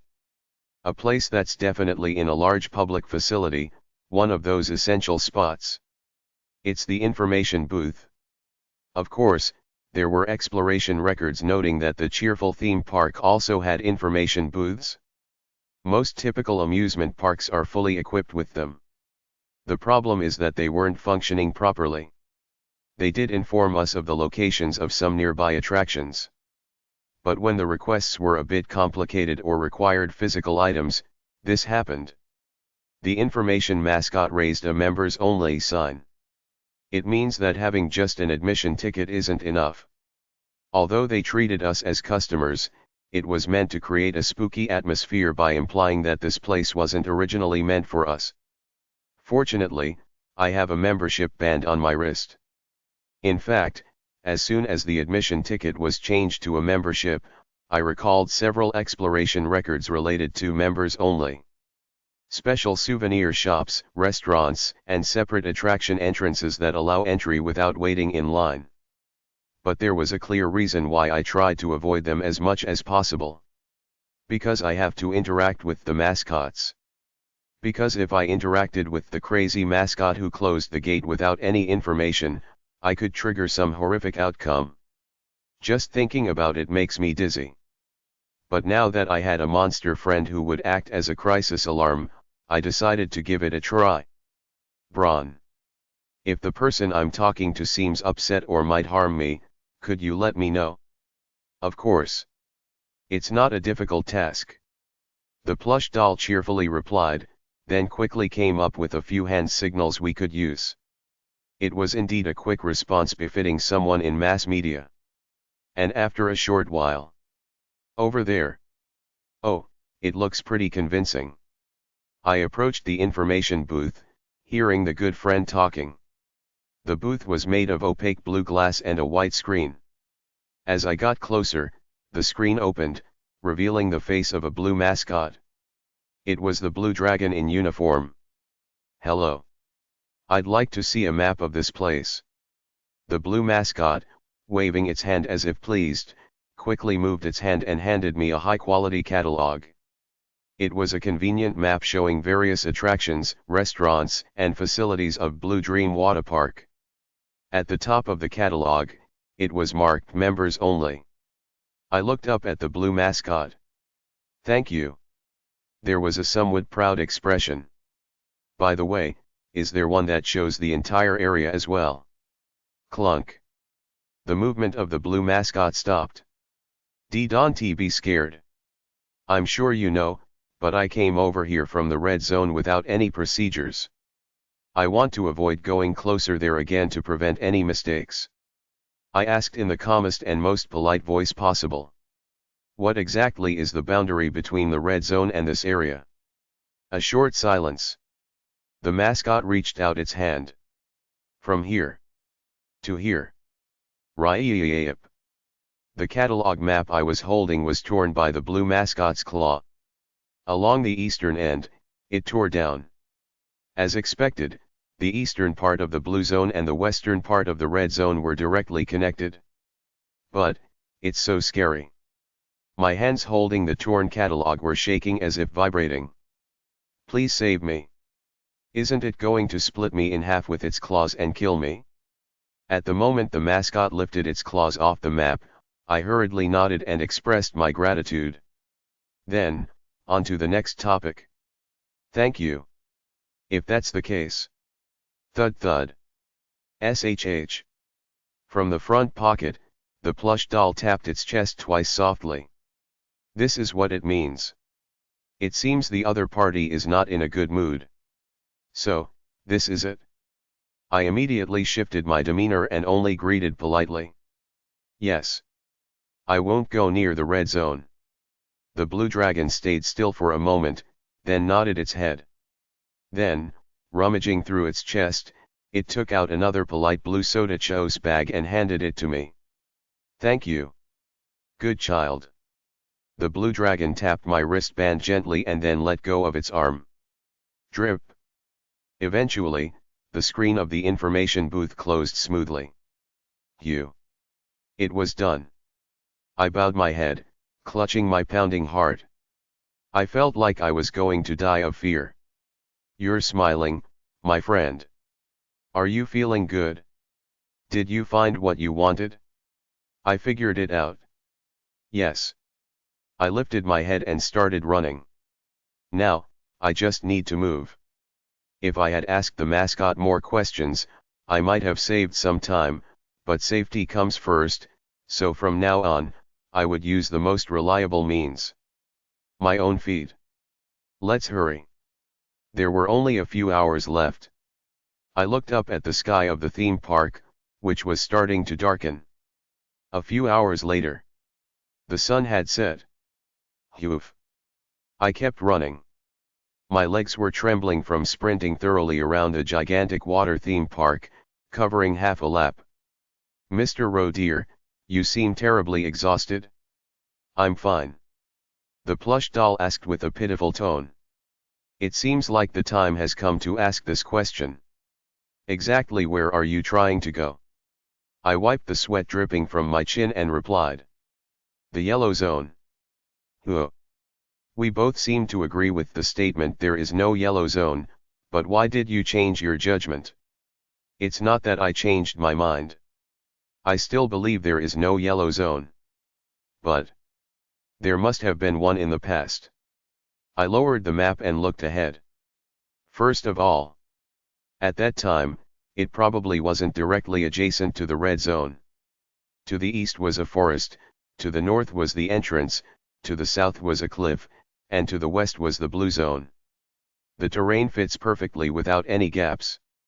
Then, it must have been connected to some part of the blue zone. There must have been a connecting passage. Excluding the north, which was also an entrance, and the east, which was adjacent to the red zone. What remains is. So you're thoroughly searching the west and south? Haha. That's correct. Unlike the red zone, there were no mascots chasing me to kill me here, so I could use this laborious method. And finally, I found it in a corner of the northwest, behind the restroom's flower bed. A rough dirt path leading up the mountain, like a closed hiking trail. It must have been opened as a passage before. The problem is, crossing this almost certainly violates the theme park's rules. No entry except for staff. After checking that sign, I slightly stepped out from behind the restroom and looked around. I made eye contact with a mascot standing in front of a children's attraction far away. Are you bothered by that mascot? Yes. If I cross into the no entry zone, I'm sure they'll notice. Then just don't get caught. But that's not as easy as it sounds. Oh, cheer up. It's not difficult. Isn't it me? Your friend. The voice of the good friend became somewhat crafty. Its unique confidence, slyness, and friendliness came to the forefront. I will help you. First, it would be good to take me out of your front pocket for a moment. I did as it said. Then, the plush doll sitting on my palm raised its hand and pointed at me. I flinched instantly, remembering how it burned people during the Tuesday quiz show. But this time was different. Ta-dock. A small thudding sound echoed as the doll without fingers snapped its hand. At that moment, a strange shadow-like thing heavily covered me. I was now faint and sinking. Now, they won't be able to notice you. Come on, let's go. The voice of Braun, the good friend, sounded slightly weary and faint. This is. I turned off your lighting, Mr. Rodeer. We promised not to worry about people who aren't illuminated during the show, didn't we? Apparently, incineration wasn't the only ability of the host. Was he managing the entire filming location by himself? I felt an eerie chill and looked down at the plush doll, but soon realized that wasn't my priority. First, escape. Then, I'll move. Very good. I turned back to the restroom and stood in front of the closed narrow path. Then, I crossed the no entry sign. Nothing happened. Thank. Let's set aside the praise and move first. I was almost moved to tears by how grateful I was. I sprinted up the steep hiking trail at my maximum speed, almost sprinting away. Fragments of broken plastic and decorative items flashed beneath my hands and feet amidst the dirt. It seems like the place where something was is definitely here. I pushed my speed even more. Upward, further upward. And finally, the end of the path appeared. Tack. I stepped forward and stood. From the top of the hill, I looked down below. It's a resort. A large-scale resort building was spread out next to the dark seaside. Did all famous franchise theme parks also operate such massive lodging facilities? It was so large it was overwhelming just to look at it. Flower Golden Resort. It was already a completely abandoned facility. The golden lit resort must have looked like quite a dream place once. But now it was old, paint peeling, and desolate. I looked at the sign with a yellow flower brightly smiling, which had a crack. And below that, even the familiar but older machinery. There's a gate at the entrance to the resort too. Yes. That was expected. The way back to the resort from the theme park was also a kind of exit. Found it? I ran again, forgetting my exhaustion. The shadow that had been covering my body snapped away, and my steps quickened. But the gate here is off too, can I use it? Of course. I looked around the old gate mechanism and opened the emergency control panel. Just like I did at the attraction. And I activated the emergency power. Zing. Creaking, sporadic lights came on in the gate machine. Because the mascot had its eyes wide open, I couldn't do it earlier. This level of operation was manageable on my own. I stood in front of the gate where the lights were coming on most completely. I took a deep breath. Until the final confirmation. Brawn. If I enter that resort with my membership, do you think I have to use those facilities? Haha. Those run-down places? Their business seems to have ended long ago, and it's already an ownerless property. It's not a theme park, just land. Thank you for the sharp and accurate assessment, friend. I immediately brought my membership to the gate. Click. The old gate machine read my membership. Ding. The device's lights flickered. Goodbye. Done. Feeling a shiver, as I moved my feet. Goodness, they followed. I turned around. Far away, I saw a blue figure crawling up the narrow path. Mascot. It was the Blue Dragon. The mascot in uniform that I saw at the gate was approaching at a terrifying speed, then stopped. It's staggering. Tisk tisk. That mascot thinks it's the protagonist of a drama. Let's get out quickly. I felt uneasy. This is completely a foreshadowing of revenge. There's nothing good about being hated by a being from a creepypasta, right? I thought and rummaged through my pocket, finding something that was still left. Alice's picnic set, cookie. It was this flat cookie item that I had never used before. I lightly threw the paper-wrapped cookie at the mascot. Mr. Roe dear, you are excessively kind. No. Anyway, I gave it to you, dragon. As I confirmed that the mascot received the cookie in its hand, I crossed the gate. Good child. I escaped from the creepypasta. Amidst the world swirling around, I heard the faint voice of the good friend. Now I'm getting strength. I feel like I can move. I opened my eyes. I realized I was sitting in the conference room of Research Team 1 on the 17th floor, empty and dark, right in the middle of Seoul. I survived. I succeeded in escaping. Ha! Feeling an overwhelming sense of liberation stretching to the tips of my hair, I immediately stood up from my seat. Is no one here? A few hours had passed, so it seemed everyone had moved from the conference room. I thought of calling to let them know I had escaped. Huh. I looked at my wrist. Cheerful, Fantasyland membership. The band was still there. What is this? And then it began to burn.